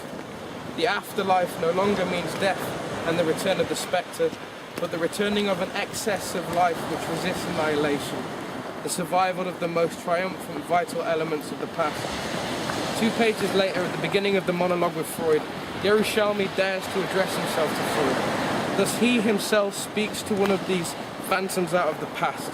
This new scholar seems to have come straight from Hamlet. Thou art a scholar, speak to it, Horatio. He apostrophizes the paternal spectre of Professor Freud. This is an uncommon and perhaps unprecedented scene in the history of psychoanalysis. Though I would like to, I cannot do justice either to the veiled richness or to the bottomless irony of this extraordinary monologue, during which a historian has dared to cross a limit before which ordinary historians have always been intimidated. I shall hold myself once again to the instance of the archive, and I shall undoubtedly teach nothing to the author of this great monologue with Freud, as I venture a few remarks which, obedient in turn, I will group under the title of deferred obedience. Which one? No longer the obedience after the fact Freud speaks of in totem and taboo. No longer the one Yerushalmi speaks of, that of Sigmund to Jacob, his father. But indeed, the deferred docility of Yerushalmi with respect to Freud. Let us describe this time of repetition with the words Yerushalmi reserves for Freud. Yerushalmi in turn addresses himself at last and belatedly to Freud's phantom with filial respect. He returns in turn to the intensive study of the Bible. He maintains his independence. Mimicking a doubly fictitious parricide, he argues bitterly with a master whose psychoanalytic rules and premises he accepts. He also interiorizes the discourse of the patriarch, at least in respecting the according to you of the Ledidak, Talmudic terminus technicus. All these signs remind us that Yerushalmi not only belatedly obeys the Father, whether he wants to or not, he identifies with him, while interiorizing him like a phantom who speaks in him before him. He offers him hospitality and goes so far as to confess to him, not without fervor, "You are real, and for me, curiously present." Now let us not forget, this is also the phantom of an expert in phantoms. The expert had even stressed that what is most interesting in repression, what one does not manage to repress. The phantom thus makes the law, even, and more than ever, when one contests him, like the father of Hamlet behind his visor, and by virtue of a visor effect, the spectre sees without being seen. He thus re-establishes the heteronomy. He finds himself confirmed and repeated in the very protest one claims to oppose to him. He dictates even the words of the person who addresses him. For example, the strange word engrossment. After having used it to translate Freud's belated confession about his impregnation by biblical culture, Yerushalmi applies it now to himself, deliberately or not, to describe his own investment in this archive of Freud, which has become a Bible of sorts for him, a spectral Bible. He speaks of his engrossment, or by or in Freud's corpus, with a gesture in which it is impossible to discern between love and hate, but also between their simulacral doubles. Yerushalmi painfully, laboriously justifies himself to Freud. One would almost say in asking for his forgiveness. He even recalls, if one must believe him, that unlike other inheritors and wayward sons, he has not looked for the secrets or the weaknesses of the master, of the one who remains, like Goethe, through the autobiographical records, a careful concealer. I have not rummaged through your life in search of flaws. Those uncovered by others in recent years have not affected my engrossment in your uncommon achievement, which continues to pursue me like an unlaid ghost. Nearly by all appearances, we believe we know the phantom does not respond. He will never again respond. Yerushalmi knows it. On the strength of more than one reason, Freud will never speak again. He will never again respond in the future because he had already responded. And even with what Yerushalmi wants to hear from his lips, to Morselli, for example, more than half a century earlier, he will never again respond because he will have been in a position to have already always responded. He will never again respond because it is a phantom, thus a dead person. He will never again respond because it is the phantom of an analyst, and perhaps because the analyst should withdraw to this spectral position, the place of the dead person, from which, leaving one to speak, he makes one speak, never responding except to silence himself, only being silent to let the patient speak long enough to transfer, to interpret, to work. So here is what we believe we know. At least, here is the appearance. The other will never again respond. Now, in spite of these necessities, these obvious facts and these substantiated certitudes, in spite of all the reassuring assurances which such a knowing or such a believing to know dispenses to us, through them, the phantom continues to speak. Perhaps he does not respond, but he speaks. A phantom speaks. What does this mean? In the first place, or in a preliminary way, this means that without responding, it disposes of a response. A bit like the answering machine whose voice outlives its moment of recording. You call, the other person is dead now, whether you know it or not, and the voice responds to you in a very precise fashion. Sometimes cheerfully it instructs you, it can even give you instructions, make declarations to you, address your requests, prayers, promises, injunctions. Supposing concesso non dato that a living person ever responds in an absolutely living and infinitely well-adjusted manner, without the least automatism, without ever having an archival technique overflow the singularity of an event.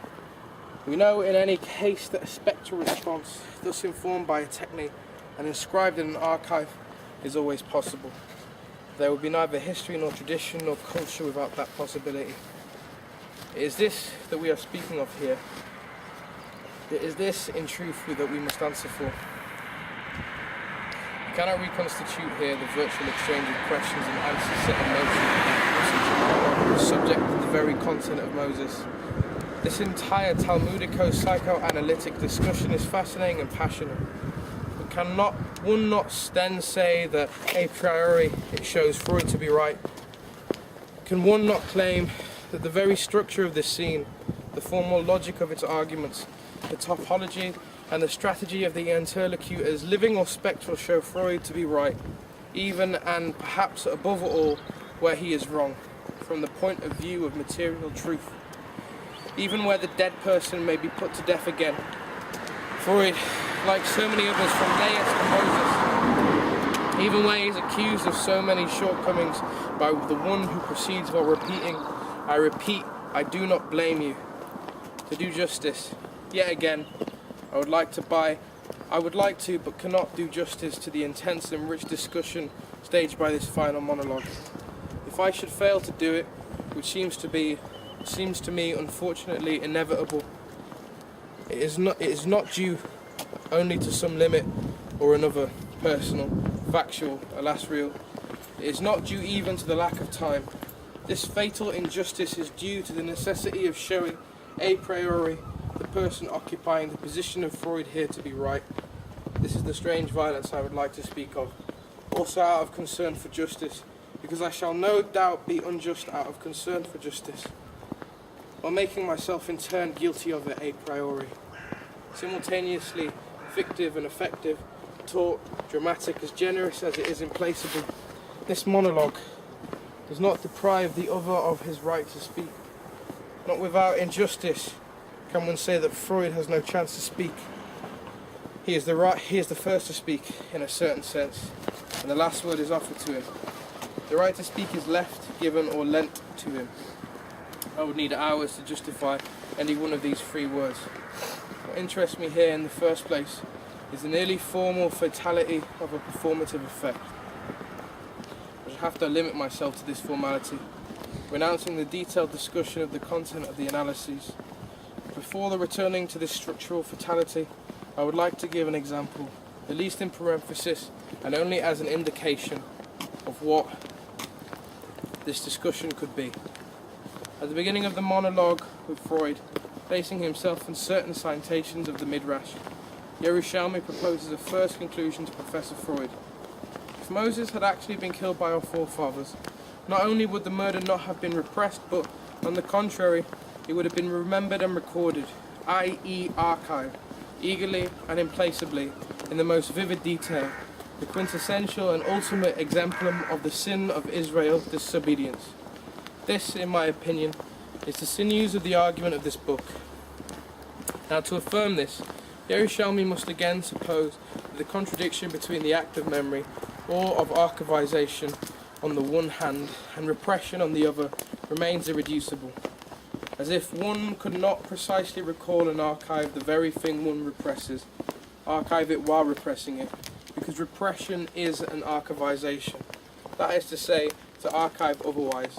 To repress the archive while it's archiving the repression. Otherwise, of course, and that is the whole problem, then according to the current conscious patent modes of archivization. Otherwise, that is to say, according to the paths which have called to psychoanalytic deciphering, in truth, to the psychoanalysis itself, how could Yerushalmi be sure that the murder in question has not been abundantly recalled and archived, remembered and recorded in the memory of Israel? How can he claim to prove an absence of archive? How does one prove in general an absence of an archive, if not in relying on classical norms, presence/absence of literal and explicit reference to this or that, to a this or to a that, which one supposes to be identical to themselves, and simply absent, actually absent, if they are not simply present, actually present? How can one not, and why not, take into account unconsciousness, and more generally virtual archives? Now, Yerushalmi knows well that Freud's intention is to analyse across the apparent absence of memory and of archive all kinds of symptoms, signs, figures, metaphors and metonymies that attest, at least virtually, an archival documentation where the ordinary historian identifies none. Whether one goes along with him or not in his demonstration, Freud claimed the murder of Moses effectively left archives, documents, symptoms in the Jewish memory and even in the memory of humanity. Only the texts of this archive are not readable. According to the paths of the ordinary history, and this is the very relevance of psychoanalysis, it has one. Let us go further. Keeping close to the example chosen by Yerushalmi, who has the courage and the temerity even to cite not only the Bible, but rabbis in the Midrash, who are still more explicit than the Bible in testifying at least about an attempted murder. And the entire community threatened to stone them with stones. And who were they? Moses and Aaron. When the glory of the Lord appeared, this teaches us that they were throwing stones and the cloud would intercept them. Yerushalmi seems to conclude, and to want to convince Professor Freud, that if in fact they wanted to kill Moses and Aaron, and if this intention has indeed remained in the memory and in the archive, what counts is that the Israelites did not actually kill him. This conclusion appears to be doubly fragile, and even from the Midrash point of view in question.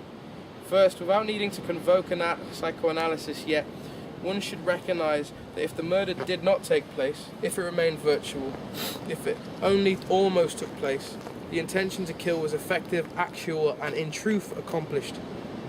There was acting out. The stones were thrown in fact. They continued to be thrown whilst only divine intervention intercepted them. The crime was not interrupted at any moment by Israelites themselves, going no further than to suspend intention, or renouncing in the face of sin. There was thus not only the intention, but attempt to murder, effective, actual attempt, with only an exterior cause, a jurist would say an accident diverted. Second, and this time taking into account a psychoanalytic logic, what difference is there between a murder and an intention to murder? Above all, if it is acted out, but even if it is not murder, even if the intention does not become attempt to murder, murder begins with the intention to kill. The unconsciousness does not know the difference here.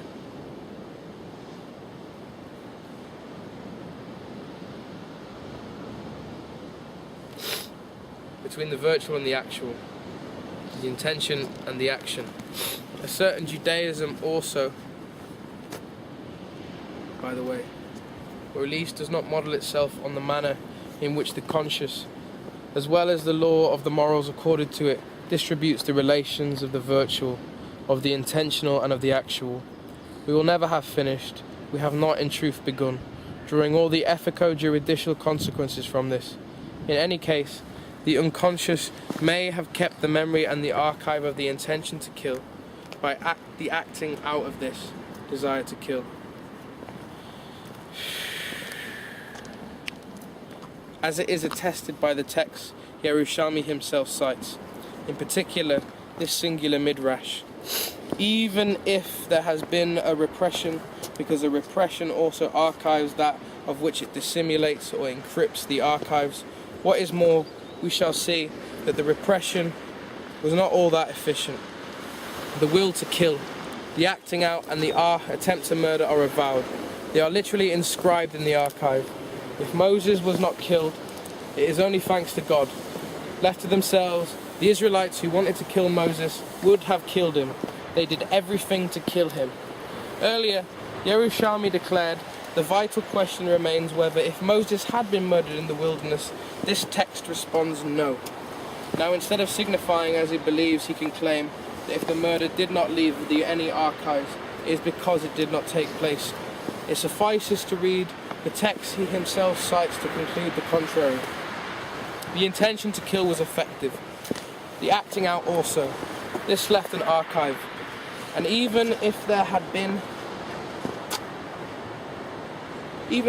not been acting out of the desire, the unconscious would have been able to keep the archive of the pure criminal intention, of its suspension or of its repression. We can say this, it would seem, without having to take sides, which I am not doing. But on the logical reading of the whole of this argumentation alone, and to extend the problematic field of an archive, and even if there had not been an acting out of the desire, we can say this, it would seem, without having to take sides. The topology and the nomology we have analysed up to now were able to necessitate that as an absolutely indispensable condition, the full and effective actuality of the taking place, the reality, as they say, of the archived event.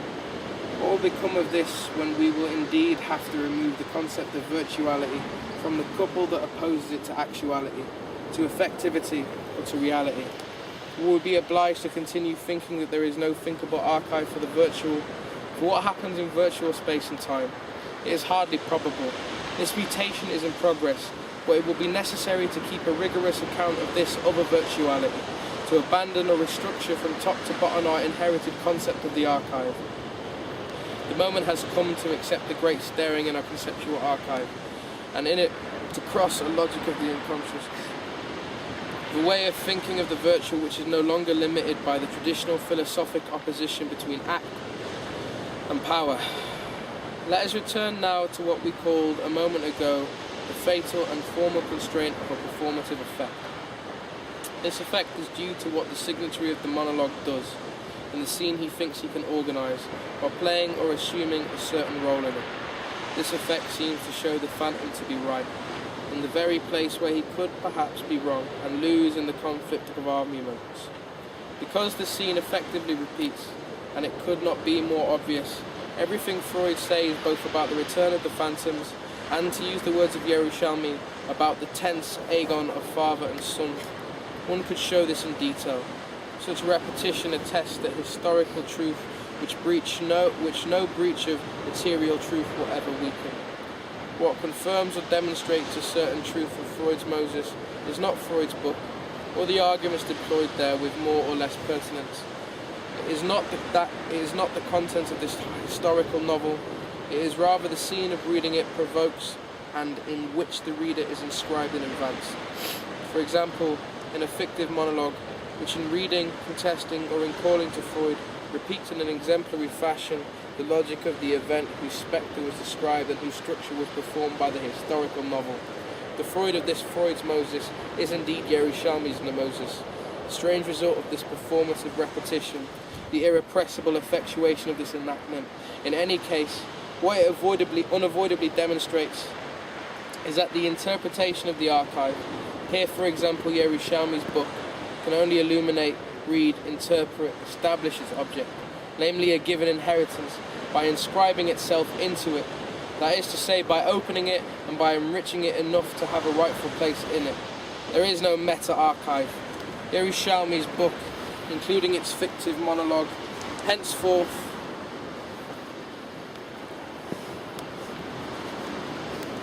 belongs to the corpus of Freud and of Moses, etc., whose name it also carries. The fact that this corpus and this name also remains spectral is perhaps a general structure of every archive. By incorporating the knowledge deployed in reference to it, the archive augments itself, engrosses itself, it gains in auctorious. But in the same stroke, it loses the absolute and metatextual authority it might claim to have.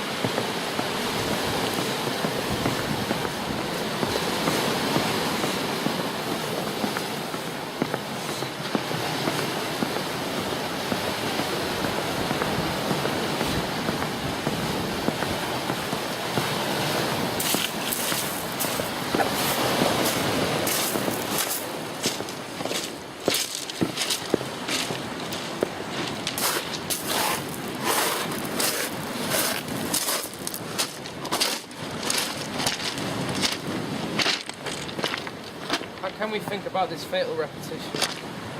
About repetition in general in its relationship to memory and the archive.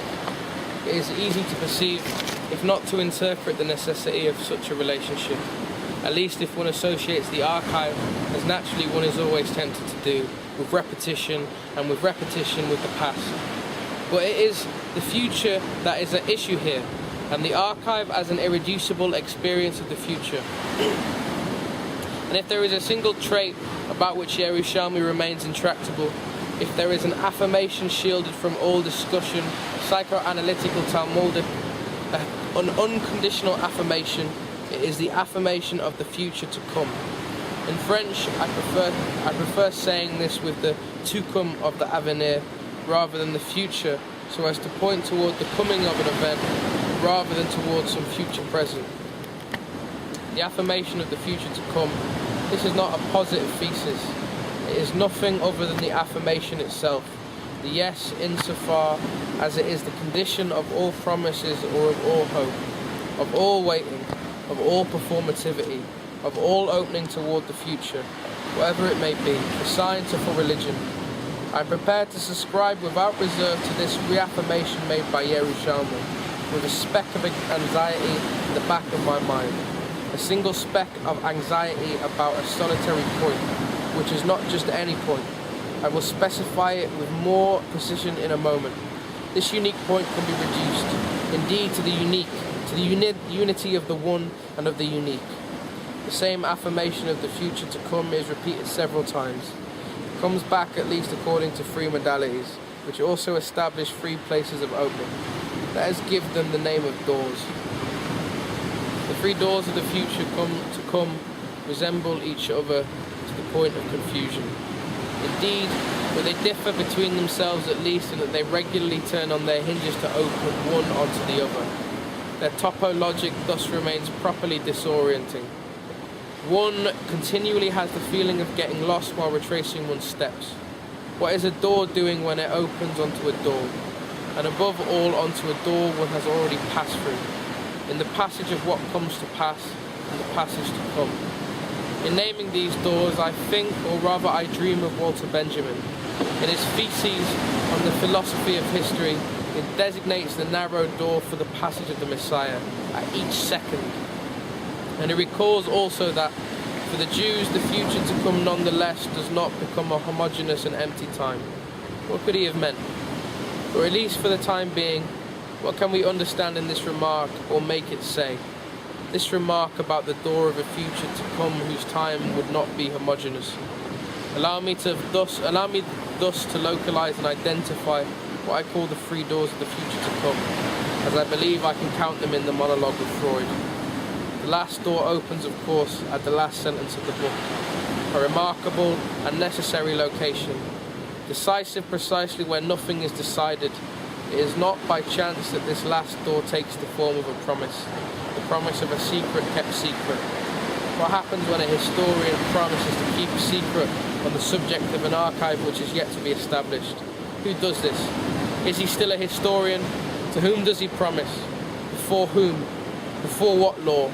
Before what spectre and before what witness does Yerushalmi pretend to commit himself for the future to keep Freud's response secret when he declares to him in the last words of the book, "Please tell me, Professor. I promise I won't tell your answer to anyone." How could the historian who promises a secret to a spectre still dare to say he is a historian? We would not believe him even if he pretended to address the professor as a colleague or a master. The historian speaks only of the past. Yerushalmi says this himself at the end of the first of his texts that I read. The text about the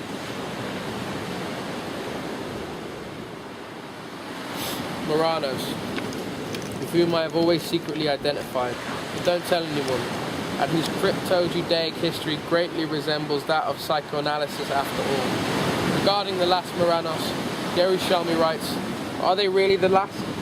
History, as we have recently seen, is not always rationable. It is rarely foreseeable. The future, in spite of the appearances, always remains open. The historian's task, luckily, is to try to understand the past. It is time for the historian to step aside, to let the images speak. At the date of this text on the Moranos, and Yerushalmi always dates twice at the moment of signing or archiving his work, according to two calendars, the Jewish one and the other one. What is at issue for him is letting the images speak in a book of photographs. That is another species of archive. But each time a historian as such decides to step aside and let speak, for example, to let a photographic spectre of Freud's phantom in the monologue speak, it is the sign of respect before the future to come of the future to come. Thus, he is no longer a historian. Good sense tells us there is no history or archive of the future to come. A historian as such never looks to the future, which in the end does not concern him, but meaning something else altogether. Is there a historian of the promise? A historian of the first door? The second door leaves a double definition open to the future, both that of Jewishness and that of science. Definition open to a future radically to come, which is to say indeterminate, determined only by this opening of the future to come. Indetermination, forcefully and doubly potentialized, indetermination en abim. In effect, on the other hand, it indetermines one indetermination by the other, Jewishness by science and science by Jewishness. I cite this essential passage a second time. Professor Freud, at this point, I find it futile to ask whether genetically or structurally psychoanalysis is really a Jewish science. That we shall know if it is at all knowable only when much future work has been done. Much will depend, of course, on how the very terms Jewishness and science are to be defined. This remark follows an illusion of much future work, and it opens the gating of the future in which all the very possibility of knowledge remain conditional. If it is at all knowable, in other words, the definition of the two terms depends on the future. In this particular equation with two unknowns, only the future of science, in particular that of psychoanalysis, will say whether this science is Jewish, because it will tell us what science is and what Jewishness is. But only the future of Judaism, or rather of interminable Jewishness, will be able to guide and proceed a science of Judaism, or rather of Jewishness, indeed a Jewish science. And since the future of science does thus be correlative to Jewishness, there is every risk, or every chance, that in this logical aporia the question is destined to remain without response in any case in the form of the theoretical knowledge or object esteem. Hence, on the other hand, a second force of indetermination. It is readable in the several suspensive words that leave a possibility open, that this double question which binds Jewishness and science does not come within the province of knowledge, and is heterogeneous to all theoretical statements. That we shall know, if it is at all knowable. Having arrived at these last lines of the book, we still cannot say anything pertinent about what binds science and Jewishness, about what stabilizes and guarantees these concepts, and thus those of the archive which depended on them. Nothing that seems scientifically relevant. I will say in passing that this is what neutralizes or perhaps invalidates all that Yerushalmi had wanted to demonstrate up to this point. This is what threatens it, at least in its theoretic value, if not in its dramatic effect or its performative richness. There is something more serious and perhaps better. In the future, it is very possible that the solution to this equation with two unknowns will not come within the domain of theoretical knowledge, that is to say, of a declarative theorem. This is what is suggested by if it is at all knowable. This epochal suspense gathers in an act all the energy of form, an energy of virtuality, for once. The intensity of this suspension is vertiginous, and it gives vertigo while giving the only condition on which the future to come remains what it is. It is to come. The condition on which the future remains to come is not only that it not be known, but that it not be knowable as such. Its determination should no longer come under the order of knowledge of a horizon of pre-knowledge, but rather a coming or an event which one allows or incites to come, without seeing anything come. An experience which is heterogeneous to all taking note as to any horizon of waiting as such. That is to say, to all stabilizable theorems as such. It is a question of this performative to come, whose archive no longer has any relation to the record of what is, the record of the presence of what is, or will have been actually present. I call this messianic, and I distinguish it radically from all messianism. The third door is also the first, and we have already passed through it. A few pages earlier, Yerushalmi had deployed the question of the future or the immortality of Oedipus. And what he had held in opposition to Freud finally is an experience of the future or of hopefulness, which seems to him to be at once irreducible to Oedipal repetition and irreducibly, uniquely, exclusively Jewish, proper to Jewishness if not to Judaism. The subtitle of this book says, Judaism, terminable and interminable. But Yerushalmi clearly marks if Judaism is terminable, Jewishness is interminable. It can survive Judaism. It can survive it as a heritage, which is to say, in a sense, not without archive. Even if this archive should remain without substrate and without actuality, for Yerushalmi there is indeed a determining and irreducible essence of Jewishness. It is already given and does not await the future. And this essence of Jewishness should not be mistaken as merging with Judaism or with religion, or even with the belief of God. Now the Jewishness that does not await the future is precisely the waiting for the future, the opening of a relation to the future, the experience of the future. This is what would be proper to the Jew, and to him alone, not only a hope for the future, but the anticipation of a specific hope for the future. And this is where, in the name of the opening to the future, the discussion with Freud seems to be closed.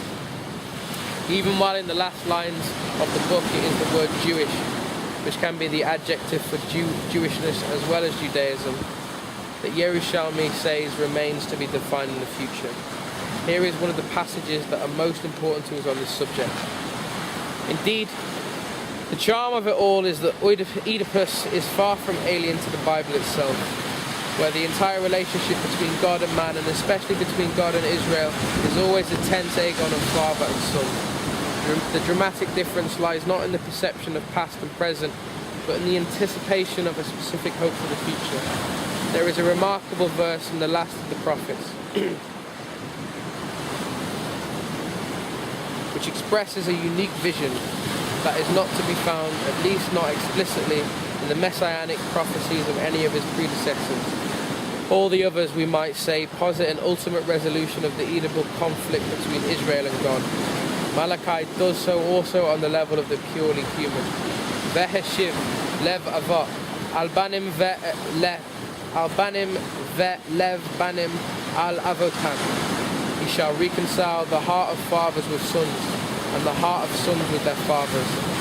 More confident than I would be about the naming here in all rigour of unique, explicitly and purely human, Yerushalmi continues, and this is the point of rupture. Let it be according to you that religion, the great illusion, has no future. But what is the future of Laius and Oedipus? We read to the end of your Moses, and you do not say, but should you tell me that indeed they have no hope, I shall simply reply, you may very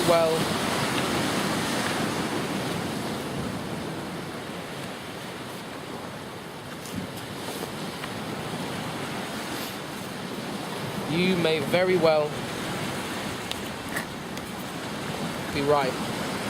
But it is on this question of hope or hopelessness, even more than on God or godlessness, your teaching may be at its most un-Jewish. What would be the least Jewish, the most un-Jewish, the most heterogeneous to Jewishness? Would not be a lack of Judaism, distancing, as the French translation says, with respect to Judaism, religion, belief in God, Israel's election, but the non-belief in the future. That is to say, in what constitutes Jewishness beyond all Judaism. Beyond the precautions and the conditions, we have here an affirmation which is excluded from all discussion to come, an unconditional affirmation. The link between Jewishness, if not Judaism, and hope in the future. This affirmation is unconditional. First of all, in its form, it is intractable and excludes itself. But what ties it to Jewishness from all discussion, but is again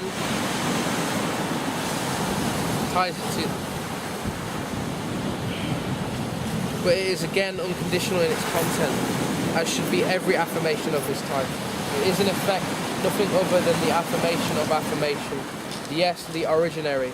Yes, the inaugural engagement of a promise, or of an anticipation which wages a priori the very future. The necessity of affirming affirmation. The affirmation of affirmation must be at once tautological and heterological.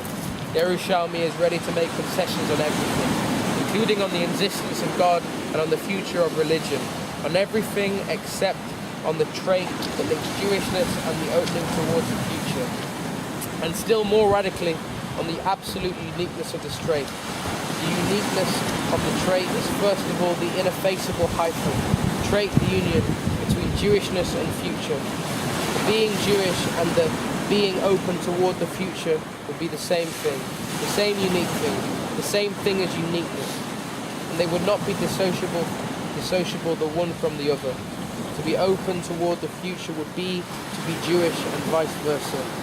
And in exemplary fashion, it would be not only to have a future, to be capable of anticipation, etc., a shared aptitude whose universality could appear to be indisputable, but to be in relation to the future as such, and to hold one's identity, reflect it, declare it, announce it to oneself, only out of what comes from the future to come. Thus would be the trait, the exemplary uniqueness of the trait of the union. Without risking myself in the logical abyss of this affirmation and in the emporias of exemplarity which I have tried to describe elsewhere, and indeed on the subject of Jewish exemplarity, I must once again content myself with pointing to the archive, precisely where we see one door open or close upon another, because in the last analysis, this unconditional affirmation which presents itself, I said, as ineffaceable, bases its authority in the first place on the precedence of an archive. For example, as we just saw, a verse of the last prophets, as it is interpreted by the archivist. But the authority of the same unconditional affirmation is above all based on what could resemble another unique trait of Jewishness according to Yerushalmi, and which undoubtedly repeats the first as if it came down to the same thing. This time it has to do not only with the opening toward the future, with historicity and the obligation of memory, or better, with the obligation of the archive. I am referring now to another of Yerushalmi's books, as fine and as rightly celebrated, Zachor, Jewish History and Jewish Memory. If, in the passage of Freud's Moses we were just reading, Yerushalmi named the drama of a dramatic difference on the subject of the future as something Jewish, here he speaks again of drama, of dramatic evidence, dramatic proof, mark, clue, dramatic testimony. In the broad sense of the word testimony, one could even say archive. On the subject of the past as something Jewish and uniquely, exclusively, only Jewish. No more dramatic evidence is needed for the dominant place of history in ancient Israel than the overriding fact that even God is known only insofar as he reveals himself historically. And after several citations meant to support this affirmation in quotes, we find ourselves before this extraordinary attribution. The injunction of a memory falls to Israel and to Israel alone. Now, a minute ago already, we had the same attribution, the same assignation, without any sharing. It was a question then of the anticipation of a specific hope for the future. Two exclusivities, indeed two exclusions, two solitudes and two responsibilities. Two exclusivities, indeed two exclusions. Two assignations in the absolute privilege of election. As if Yerushalmi were ready to renounce everything in Judaism terminable that was not Jewishness interminable. Everything, the belief in the existence of God, the religion, the culture, etc., except that archived trait of Jewishness, which is something that at least resembles election, even if it is not to be confused with it. The absolute privilege, the absolute uniqueness in the experience of the promise, and the injunction of the memory. But the two are not added or juxtaposed. one is founded on the other.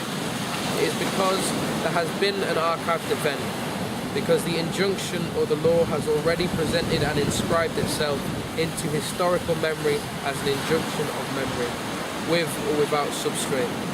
The two absolute privileges are bound the one to the other, as if God had inscribed only one thing into the memory of one single people and of an entire people.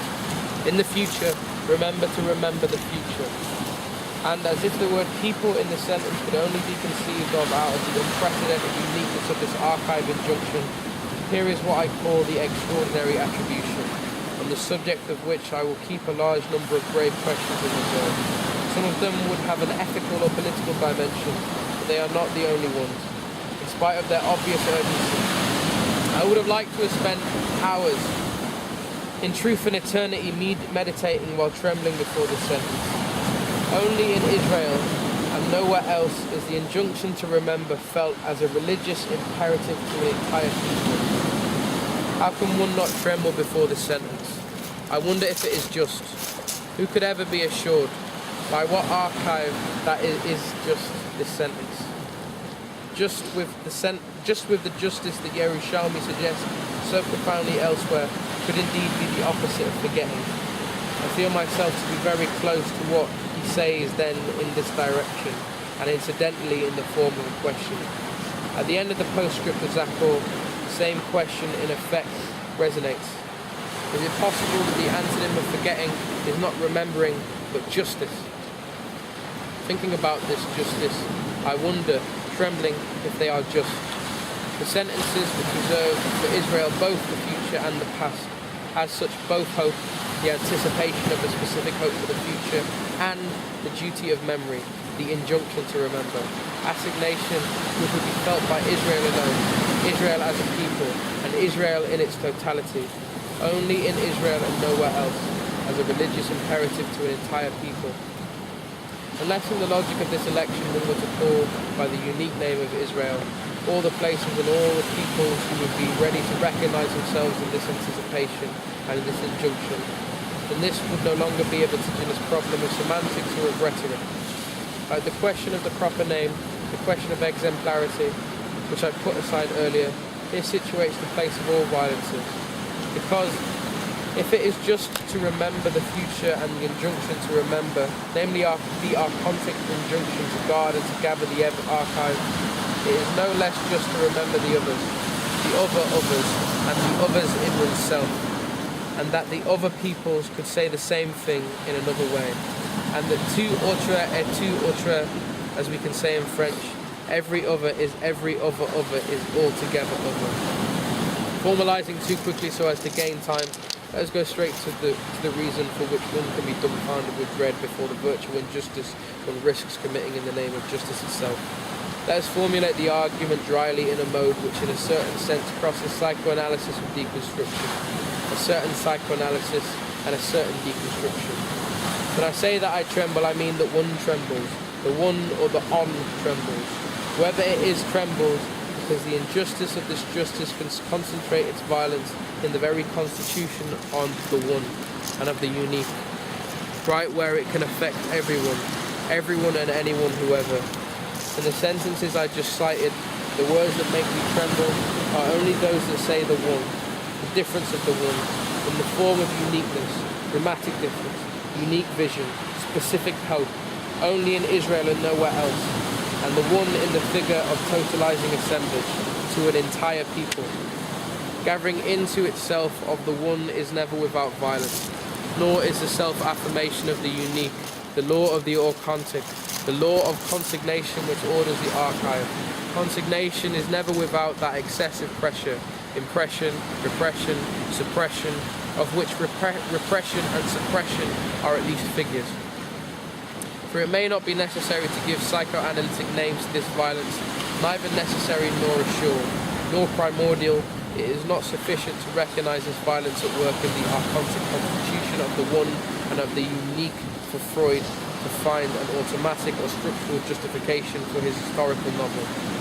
Does the necessity of this archontic violence not give meaning to his Moses, and even an undeniable truth, a historical truth, if not a material truth to his Moses, to to Jacob, his father, in short to Freud, whose Moses was also the Moses of Yerushalmi, to the son as grandfather, to whomever, to anyone, to someone who says I, to myself, for example, Jacob or Eli, I who have not only a father named Haim, but also, as if by chance, a grandfather named Moses and another, Abraham.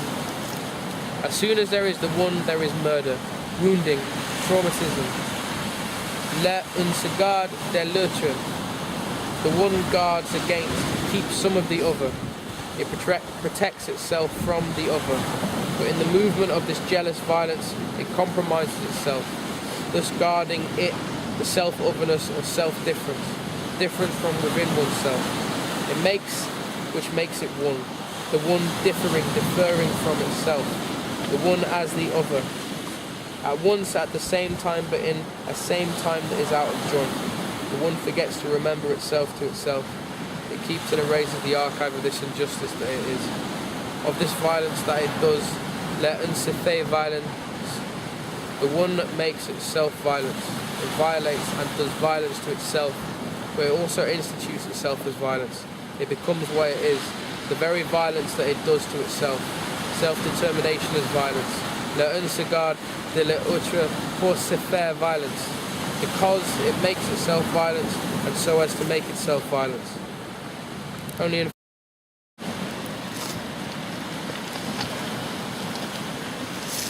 now it is necessary that this repeat itself, that with necessity itself, the one as self-repetition can only repeat and control this institute of violence. It can only affirm itself and engage itself in this repetition. This is even what ties in depth the injunction of the memory with the anticipation of the future to come.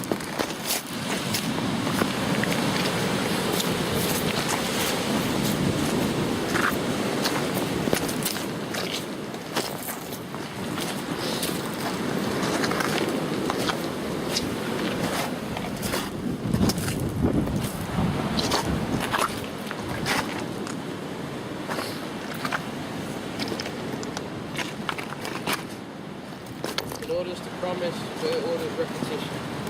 First of all, self-repetition. Self-confirmation. And a yes, yes. If repetition is thus inscribed at the heart of the future to come, we must also import there in the same stroke the death drive, the violence of forgetting, super-repression and repression, the anarchive. In short, the possibility of putting to death the very thing, whatever its name, which carries the law in its tradition. The archon of the archive, the tablet, what carries the table and who carries the table, the subjectile and the substrate, and the subject of the law. This is why Freud might not have accepted in this form the alternative between the future and the past of Oedipus, or between the hope and hopelessness, the Jew and the non-Jew, the future and repetition. The one, alas or happily, is the condition of the other, and the other is the condition for the one. To be able to say that the decisive and the for the moment undecidable question is knowing if at least it is a matter of knowledge. If it is at all knowable what the words Jewish and science mean, and that this remains open toward the future, one must give oneself at least a pre-understanding of what to come means. Now it is in the structure of the future to come that it can only posit itself while welcoming repetition, as much in the respect for faithfulness to others and to oneself, as in the violent repositioning of the one. The answer to the question, what is the future, seems thus to be presupposed by Yerushalmi. It is prior to the affirmation according to which the future will say how to define science and Jewish science. With respect to this presupposition, or this pre-understanding, we find ourselves here before an aporia. I have attempted to struggle with this elsewhere, and I shall say only a word about it. From the point of view of the archive, does one base one's thinking of the future on an archived event, with or without substrate, with or without actuality, for example on a divine injunction or on a messianic covenant, or else, on the contrary, can an experience, an existence in general, only receive and record, only archive such an event to the extent that the structure of this existence and of its temporalization makes this archivization possible. In other words, does one need a first archive in order to conceive of originary archivability, or vice versa? This is the whole question of the relation between the event of the religious revelation and the revealability, possibility of manifestation, the prior thought of what opens towards the arrival or towards the coming of such an event. It is not true that the logic of the after the fact, which is not only at the heart of psychoanalysis, but even literally the sinews of all deferred obedience, turns out to disrupt, disturb, entangle forever the reassuring distinction between the two terms of this alternative, as between the past and the future. That is to say, between the three actual presents, which would be the past present, the present present, and the future present. In any case, there would be no future without repetition, and thus, as Freud might say, this would be his thesis: there is no future without the spectre of the Oedipal violence that describes the super-repression into the archontic institution of the archive. In the position, the auto-position, but the hetero-position of the one and the unique, in the nomological arc and the death drive. Without this evil, which is also archive fever, the desire and the disorder of the archive, there would be neither assignation nor consignation. For assignation is a consignation. When one says nomological arc, one says nomos, one says a law, but also thesis and or themis. The law of institution, nomos, thesis or themis, is the thesis. Thesis and themis are sometimes, not always, in tension with the originary thesis and what one translates commonly as nature. It is thus that, with the thesis, the supplement of theses that were to follow the exegesis, preamble and forward, has insinuated itself already and in advance. That is, not to resist the desire of postscript across thesis on Freud's theses, which is advanced at the pace of other ghosts.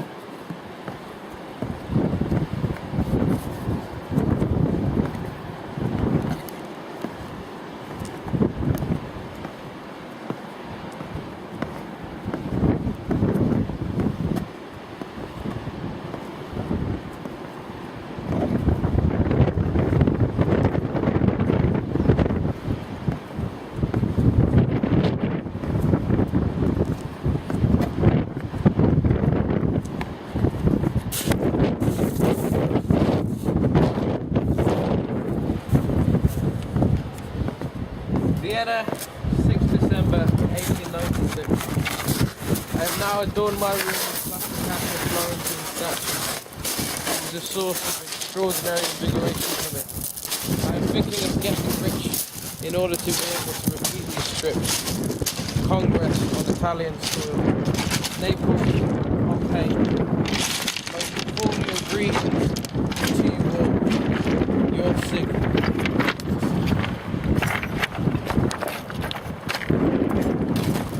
Young archaeologist, Norbert Hanold, had discovered in a museum of antiquities in Rome a relief which had so immensely attracted him that he was greatly pleased at obtaining an excellent plaster cast of it which he could hang in his study.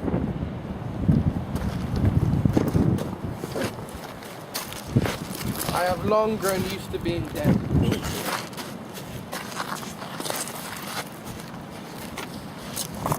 Letter to Wilhelm Fleiss. These words conclude a long letter in which Freud defines the relations of topographic, archaeological, or archival stratification among several types of recording. 3 and probably more, he thinks so.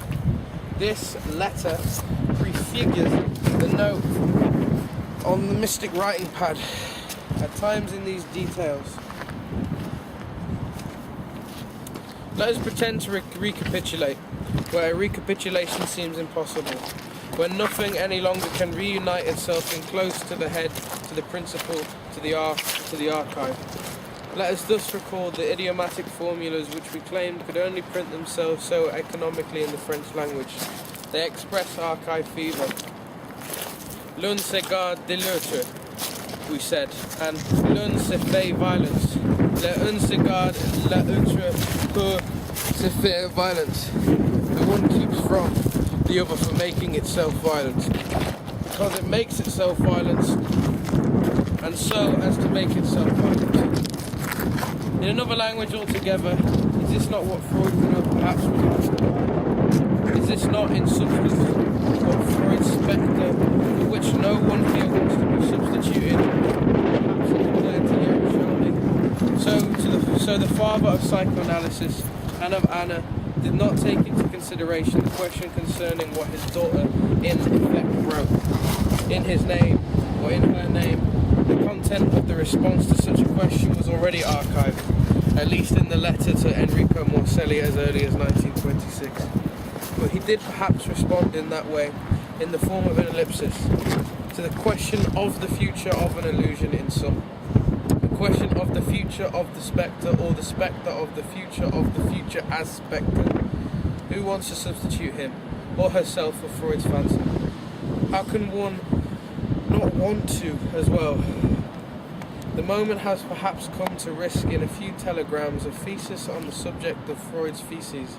The thesis would first say this: all the Freudian theses are cleft, divided, contradictory.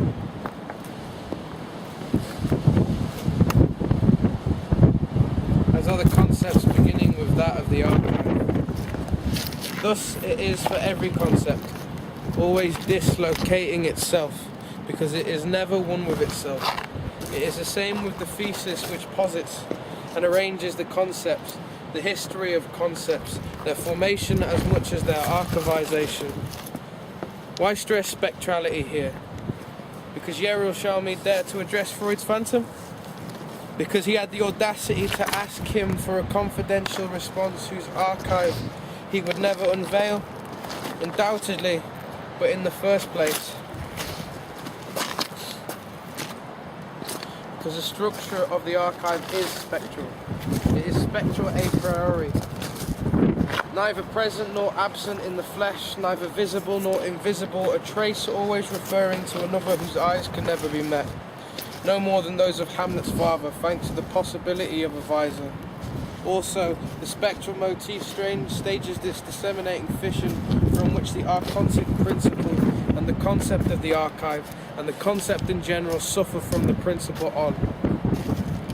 It is known that Freud did everything possible to not neglect the experience of haunting, spectrality, phantoms, ghosts. He tried to account for them courageously in as scientific, critical and positive a fashion as possible, but by doing that he also tried to conjure them. Like Marx, his scientific positivism was put to the service of his declared hauntedness and of his unavowed fear. Let us take only one example. I shall choose it from up close to archive desire, from up close to an impossible archaeology of this nostalgia, of this painful desire for a return to the authentic and singular origin, and for a return concerned to account for the desire to return for itself.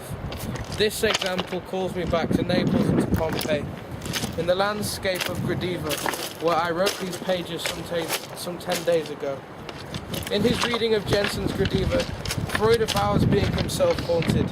He denies it without denying it. He defends himself without defending himself. He fends for himself, if you will. At the moment, he wants to account for the last evolution of Hanold's insanity, the haunted insanity of someone else, and of someone else as a character in fiction. The latter thinks that he speaks for a whole hour with Gradiva, his midday ghost, but she had been buried since the catastrophe of 79. He monologues with Gradiva's ghost for an hour, then the latter regains her tomb. And Hanold, the archaeologist, remains alone. Well, he also remains duped by the hallucination. What will Freud do? He had first clearly posed the classical problem of the phantom, and of the phantom in literature. The character is not the only one to be ill at ease or to suffer from attention. Faced with the apparition of Gradiva, we ask ourselves in the first place, we, the readers, who it is. For we have first seen her in the form of a stone statue, then of a fantastical image. The hesitation does not oscillate simply between the phantom and reality, effective reality. Putting it in quotation marks, Freud speaks of a real ghost. Is she a hallucination of our hero, led astray by his delusions? Is she a real ghost, or a living person?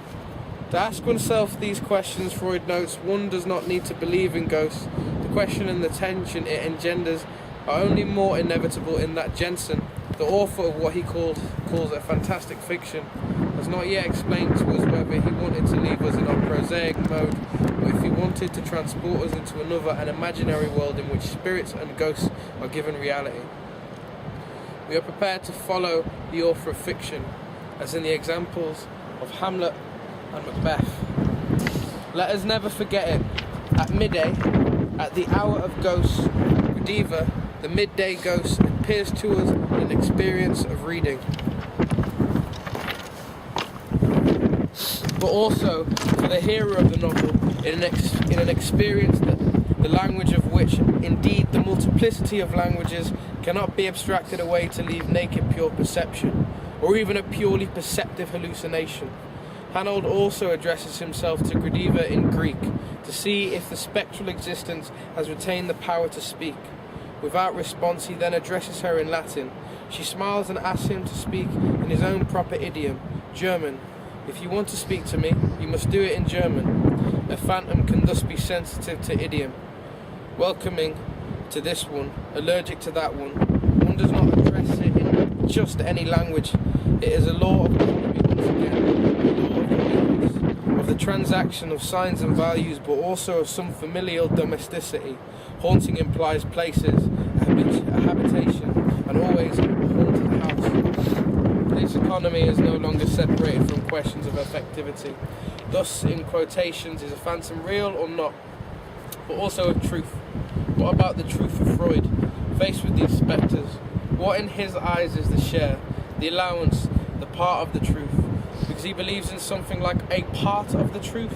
He tells us that under analysis, under psychoanalytic examination, this delusion's lack of verisimilitude seems to dissipate, at least to a large extent, the greater part.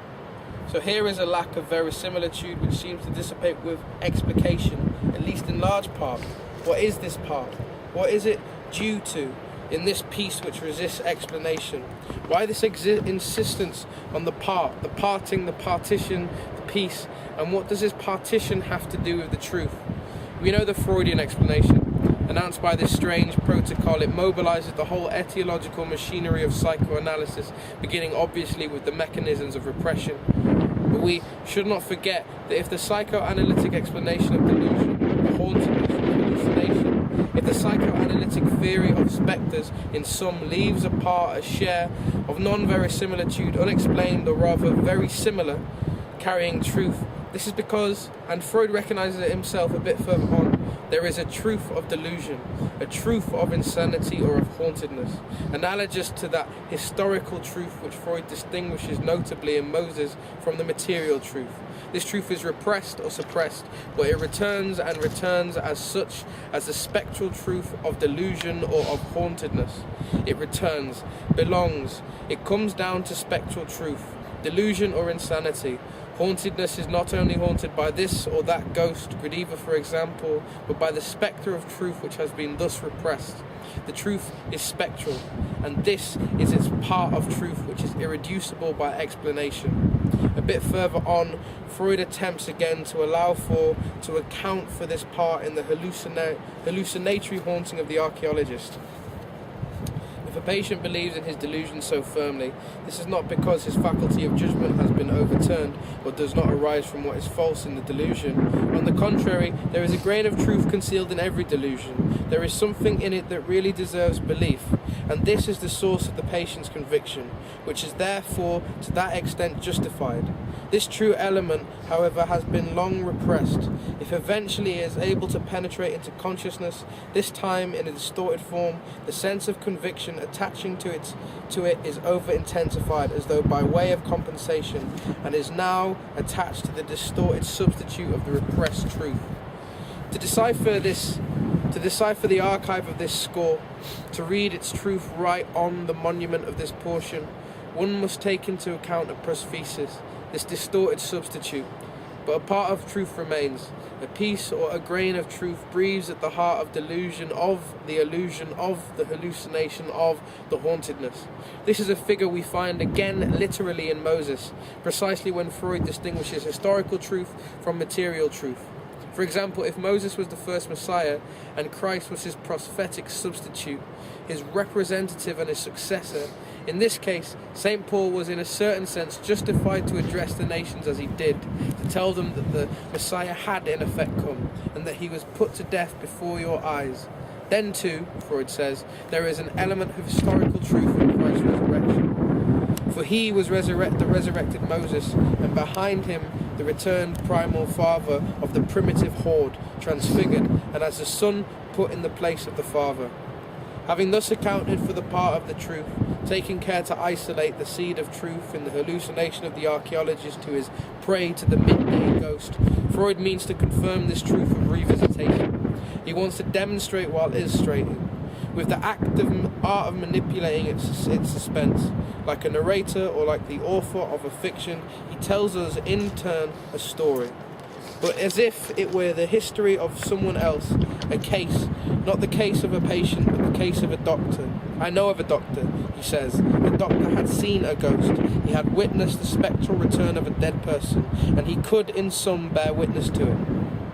Freud had just noticed that the belief in spirits, in spectres, and in returning ghouls should not be taken as a survival, a simple residue of religion and of childhood. The experience in which we meet spectres or let them come visit us remains indestructible and undeniable. The most cultivated, the most reasonable, the most non-believing people can easily reconcile a certain spiritualism with reason. We know about the Freudian intrigue on the subject of telepathy. I tried to discuss this elsewhere in a more or less fictional fashion, and I will not go back into it. What is at issue here is an analogy problematic. Freud wants to teach with the aid of an example. Ich weiß von einem Arzt, I know a doctor. And he tells us, as if it had to do with someone else, the misadventure of a colleague. The latter approached himself for a professional imprudence. It may have led to the death of one of his patients. Many years later, he sees a young girl enter his office. He recognizes the dead person. He tells himself then that it is true that the dead can come back. His hallucination had been favoured.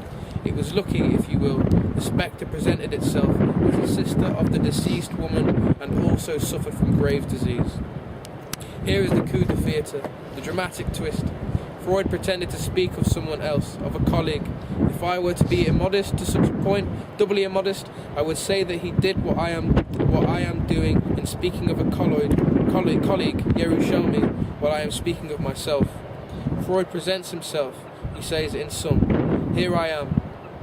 Der Arzt aber, dem sich dies ereignet war ich selbst. The doctor to whom this occurred was, however, none other than myself. And he does not fail to draw a conclusion. He is in a good position not to refuse. Hanold the archaeologist, the clinical possibility of a brief delusion, but also the right to a furtive hallucination. As soon as a semi-spectre appears, it is also the right of manifestation of a certain truth, which is a bit spectral, in part spectral, in the person of a sort of species of real phantom. The species, the aspect, the spectre. This is what remains to be seen with the truth, what is needed to speculate with the true of that truth. In the end, Yerushalmi is right. He has managed to allow for truth's part. Freud had his ghosts. He confesses it on occasion. He lets us partake in his truth. He had his and he obeyed them. Jacob Shelomot, Moses and a few others. As does Yerushalmi, Jacob Shelomot, Sigmund Shelomot and his Moses and a few others. And I myself, Jacob, Hayim, my grandfathers Moses and Abraham and a few others. Freud's discourse on the archive. And here is a thesis of the theses seems to be thus divided. As does his concept of the archive. It takes two contradictory forms. That is to say, that is why we say, and this declaration can always translate an avowal, archive fever. One should be able to find traces of this contradiction in all Freud's work. This contradiction is not negative. It modulates and conditions the very formation of the concept of the archive and of the concept in general, right where they bear the contradiction. If Freud suffered from mal d'archive, in his case, stems from a trouble de l'archive. He is not without his place, simultaneously, in the archive fever or disorder we are experiencing today, concerning its lightest symptoms, or the great holocaustic tragedies of our modern history and historiography, concerning all the detestable revisionisms, as well as the most legitimate, necessary, and courageous rewritings of history. Before gathering and formalizing the double Freudian postulation about the archive, I would like to justify the French expressions I have just used, the trouble de l'archive and the mal d'archive. Nothing is less reliable, nothing is less clear today than the word archive. And not only because of the two orders of the arc we distinguished at the beginning, nothing is more troubled and more troubling. The trouble with what is troubling here is undoubtedly what troubles and muddies our visions, as they say in French, what inhibits sight and knowledge, but also the trouble of troubled and troubling affairs, as they also say in French. The trouble of secrets, of plots, of clandestineness, of half-private, half-public conjurations, always at the unstable limit between public and private, between the family, the society and the state, between the family and an intimacy even more private than the family, between oneself and oneself. I thus name the trouble, or what is called in English the trouble of these visions and of these affairs in a French idiom that is again untranslatable, to recall at least that the archive always holds a problem for translation, with the irreplaceable singularity of a document to interpret, to repeat, to reproduce, but each time in its original uniqueness. An archive ought to be idiomatic, and thus at once offered and unavailable for translation, open to and shielded from technical iteration and reproduction. Nothing is thus more troubled and more troubling today than the concept archived in this word archive. What is more probable, on the other hand, and more clear is that psychoanalysis is not without responsibility in this trouble. It wants to analyse it, but it also heightens it. In naming psychoanalysis here, one refers already in any case to the archive which is classified, at least provisionally, under the name of psychoanalysis, of Freud, and of a few others. In other words, if we no longer know very well what we are saying when we say archive, Freud is undoubtedly not without responsibility. But the name of Freud, the name of the Freuds as we have seen, becomes plural, thus problematic. The trouble de l'archive stems from a mal d'archive. We are en mal d'archive, in need of archives. Listening to the French idiom and in it the attribute en mal de, to be en mal d'archive can mean something else other than to suffer from a sickness, from a trouble, or from what the noun mal might name. It is to burn with a passion. It is never to rest, interminably, from searching for the archive right where it slips away. It is to run after the archive, even if there's too much of it, right where something in it archives itself. It is to have a compulsive, repetitive and nostalgic desire for the archive, an irrepressible desire to return to the origin, a homesickness, a nostalgia for the return to the most archaic place of absolute commencement. No desire, no passion, no compulsion, indeed no repetition compulsion, no malde can arise for a person who is not already, in one way or another, en mal d'archive. Now, the principle of the internal division of the Freudian gesture, and thus of the Freudian concept of the archive is that at the moment when psychoanalysis formalizes the conditions of archive fever and of the archive itself, it repeats the very thing it resists or which it makes object. It raises the stakes. Such is the case with the 3+1 theses or prostheses. 3 of them have to do with the concept of the archive, 1 other with the concept of concept. First theses and first serentia. On the one hand, in effect, with the single but decisive conception of a topic of the psychic apparatus, and thus of repression or of suppression according to the places of inscription both inside and outside, Freud made possible the idea of an archive properly speaking, of a hypomesic or technical archive, of the substrate or the subjectile, material or virtual, which, in what is already a psychic spacing, cannot be reduced to a memory, neither to memory as conscious reserve, nor to memory as rememoration, as active recalling. The psychic archive comes neither unmeme or amesis. But on the other hand, as I tried to show in Freud in the scene of writing, this does not stop Freud as classical metaphysician from holding the technical prosthesis to be a secondary and accessory exteriority. In spite of resorting to what he holds to be a model of auxiliary representation, he invariably maintains a primacy of live memory and of anamnesis in that originary temporalization, from which we have the archaeological outbidding by which psychoanalysis, in its archive fever, always attempts to return to the live origin of that which the archive loses whilst keeping it in a multiplicity of places. As we have noted all along, there is an incessant tension here between the archive and archaeology. They will always be close the one to the other, resembling each other, hardly discernible in their co-implication and yet radically incompatible. Heterogeneous, that is to say, different with regard to the origin, in divorce with regard to the arc.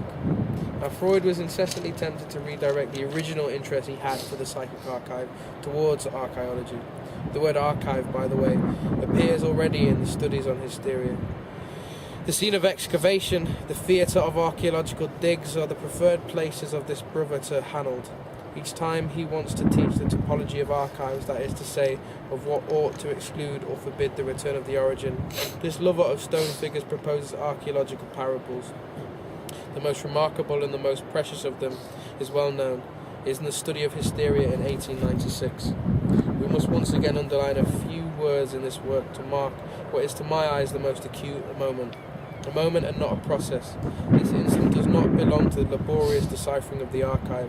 It is the nearly ecstatic instant Freud dreams of, when the very success of the dig must sign the effacement of the archivist. The origin then speaks by itself. The arc appears in the nude without archive. It presents itself and comments on itself by itself. Stones talk in the present. Anamnesis without hypomesis. The archaeologist has succeeded in making the archive no longer serve any function. It comes to efface itself. It becomes transparent or inessential so as to let the origin present itself in person, live, without mediation and without delay, without even the memory of a translation, once the intense work of translation has succeeded. And this would be the advance of anamnesis, the time Freud consecrates to this long voyage in a field of excavations. It also says something of usance. He would like it to be interminable. He prolongs it under the pretext of pedagogy or rhetoric. But in order to explain the relationship between the method which we have to employ for this purpose and the older method of anamnestic inquiry, I should like to bring before you an analogy taken from an advance that has in fact been made in the field of work. Imagine that an employer arrives in a little-known region where his interest is aroused by an expanse of ruins, with remains of walls, fragments of columns, and tablets with half-effaced and unreadable inscriptions. He may content himself with inspecting what lies exposed to view, with questioning the inhabitants, perhaps semi-barbaric people, who live in the vicinity, about what tradition tells him of the history and meaning of these archaeological remains, and with noting down what they tell him, and he may then proceed on his journey. Or he may act differently. He may have brought picks, shovels and spades with him, and he may have set the inhabitants to work upon these implements. Together with them he may start upon the ruins, clear away the rubbish, and beginning from the visible remains uncover what is buried. If his work is crowned with success, the discoveries are self-explanatory. The ruined walls are part of the ramparts of a palace or a treasure house.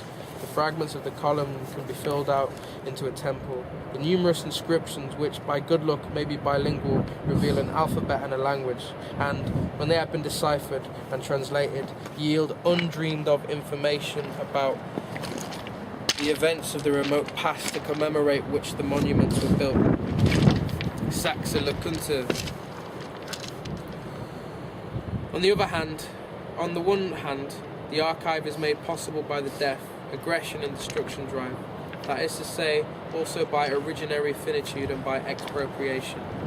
But beyond finitude's limit, there is, as we said, above this properly infinite movement of radical destruction, without which no archive desire or fever would happen.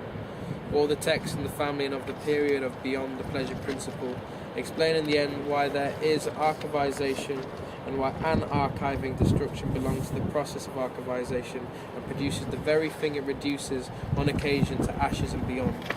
But on the other hand, in the same moment, as classical metaphysician and as positivist, Alf Clara, as critical scientist of past epoch, as a scholar who does not want to speak with phantoms, Freud claims not to believe in death and above all in the virtual existence of the spectral space which he nonetheless takes into account. He takes it into account so as to account for it, and he intends to account for it to prove it right only while reducing it to something other than himself. That is to say, to something other than the other. He wants to explain and reduce the belief in the phantom. He wants to think through the grain of truth of his belief. But he believes that one cannot believe in them and that one ought not to believe in them. Belief, the radical phenomenon of believing, the only relationship possible to the other as other, does not in the end have any possible place, any irreducible status in Freudian psychoanalysis, which it nonetheless makes possible, from which we have the archaeological outbidding of a return to the reality. Here, to the originary effectivity of a base of immediate perception, a more profound and safer base than that of Hanold the archaeologist. Even more archaeological, the paradox takes on a striking, properly hallucinatory form at the moment Freud sees himself obliged to let the phantom speak for the duration of the archaeological digs, but finishes by exercising them in the moment he at last says the work having been terminated, or supposed to have been. Stones talk. He believes he has exercised them in the instant he lets them talk, provided that these spectres talk. He believes in the figurative. Like stones, nothing but that. On the one hand, no one has illuminated better than Freud what we have called the archontic principle of the archive, which in itself presupposes not the originary arc, but the nomological arc of the law, of institution, of domiciliation, of filiation. No one has analysed, that is to say deconstructed, the authority of the archontic principle better than he. No one has shown how this archontic, that is paternal and patriarchic principle, only posited itself to repeat itself and return to reposit itself only in parricide. It amounts to repressed or suppressed parricide.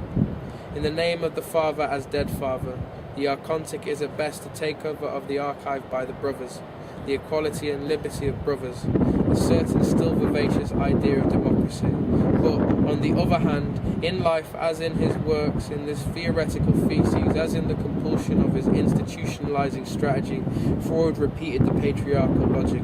He declared, notably in The Rat Men, that the patriarchal right marked the civilizing progress of reason. He even added to it in a patriarchic higher bid, even where all his inheritors, the psychoanalysts of all countries, have united themselves as a single man to follow him and to raise the stakes, to the point that certain people can wonder, decades after his death, his sons, so many brothers, can yet speak in their own name, or if his daughter ever came to life, was ever anything other than a phantasm or a spectre, as Gradiva Rediviva, a Gradiva Zoe Bertang, passing through at Bergas 19. By chance, I wrote these last words on the rim of Vesuvius, right near Pompeii less than 8 days ago. For more than 20 years, each time I've returned to Naples, I've thought of it. Who better than Gradiva, I said to myself this time, the Gradiva of Jensen and of Freud, could illustrate this outbidding in the Malda archive. Illustrate it where it is no longer proper to Freud and to this concept of the archive, where it marks in its very structure, and this is the last supplementary thesis, the formation of every concept, the very history of conception. When he wants to explain the haunting of the archaeologist with a logic of repression, at the very moment in which he specifies that he wants to recognize in it a germ or a parcel of truth, Freud claims again to bring to light a more originary origin than that of the spectre. In the outbidding, he wants to be an archivist who is more of an archaeologist than the archaeologist, and of course closer to the ultimate cause, a better etiologist than his novelist. He wants to exhume a more archaic impression. He wants to exhibit a more archaic imprint than the one the other archaeologists of all kinds also around. Those of literature and those of classical objective science. An imprint that is singular each time, an impression that is almost no longer than an archive, but almost confuses itself with the pressure of the footstep that leaves the still on a substrate, a surface, place, origin. And the step is still one with the subjectile, in the instant when the printed archive is yet to be detached from the primary impression in its singular, irreproducible and archaic origin, in the instant when the imprint is yet to be left, abandoned by the pressure of the impression, in the instant of the pure auto-affection, the indistinction of the archive, of the active and the passing, of the touching and the touched, an archive which in some confuses itself with the origin which it is only the type, the typos, the iterable character, the iterable letter or character, an archive without archive, where suddenly indiscernible from the impression of its imprint, Gradiva's footsteps now speak by itself. Now this is exactly what Hanold dreamed of in his disenchanted archaeologist desire, in the moment when he awaited the coming of the midday ghost. Hanold suffers from archive fever. He has exhausted the science of archaeology. He had, the novel says, become a master in the art of deciphering the most indecipherable, the most enigmatic graffiti. But he had had enough of his science and of his abilities. His impatient desire rebelled against their positivity as if before death. This science itself was of the past. What it taught, he said to himself, is a lifeless archaeological intuition. And in the moment when Pompeii comes back to life, when the dead awake, Hanold understands everything. He understands why he has travelled through Rome and Naples. He begins to know what he did not then know, namely his intimate drive or impulse. And this knowledge, this comprehension, this deciphering of the interior desire to decipher which drove him onto Pompeii, all of this comes back to him in an act of memory. He recalls that he came to see if he could find her traces, the traces of Gradiva's footsteps. Now here is a point which is never taken into account, neither in Jensen's reading nor in Freud's, and this point confounds more than it distinguishes. Hanold had come to search for these traces in the literal sense. He dreams of bringing back to life. He dreams rather of reliving, but of reliving the other, of reliving the singular pressure or impression which Gradiva's step, the step itself, the step of Gradiva herself, that very day, at that time, on that date, in what was inimitable about it, must have left in the ashes. He dreams this irreplaceable place, the very ash where the singular imprint, like a signature, barely distinguishes itself from the impression. And this is the condition of singularity, the idiom, the secret testimony. It is the condition for the uniqueness of the printer printed, of the impression and the imprint, of the pressure and its trace in the unique instant, when they are not yet distinguished the one from the other, forming in an instant a single body of Gradiva's step, of her gait, of her pace, and the ground which carries them. The trace no longer distinguishes itself from its substrate, no longer distinguishing between themselves. This pressure and this imprint differ henceforth from all other impressions, from all other imprints, and from all other archives. At least that imprint, distinct from all the others, must be recovered. But this presupposes both memory and the archive, the one and the other as the same, right on the same, subjectile in the field of excavations. It must be resuscitated right where? In an absolutely safe location, in an irreplaceable place. It still holds right on the ash, not yet having detached itself, the pressure of Gradiva's so singular step. This is what Hanold the archaeologist means in a literal sense, by the literal sense, in the literal sense. The story says something came into consciousness.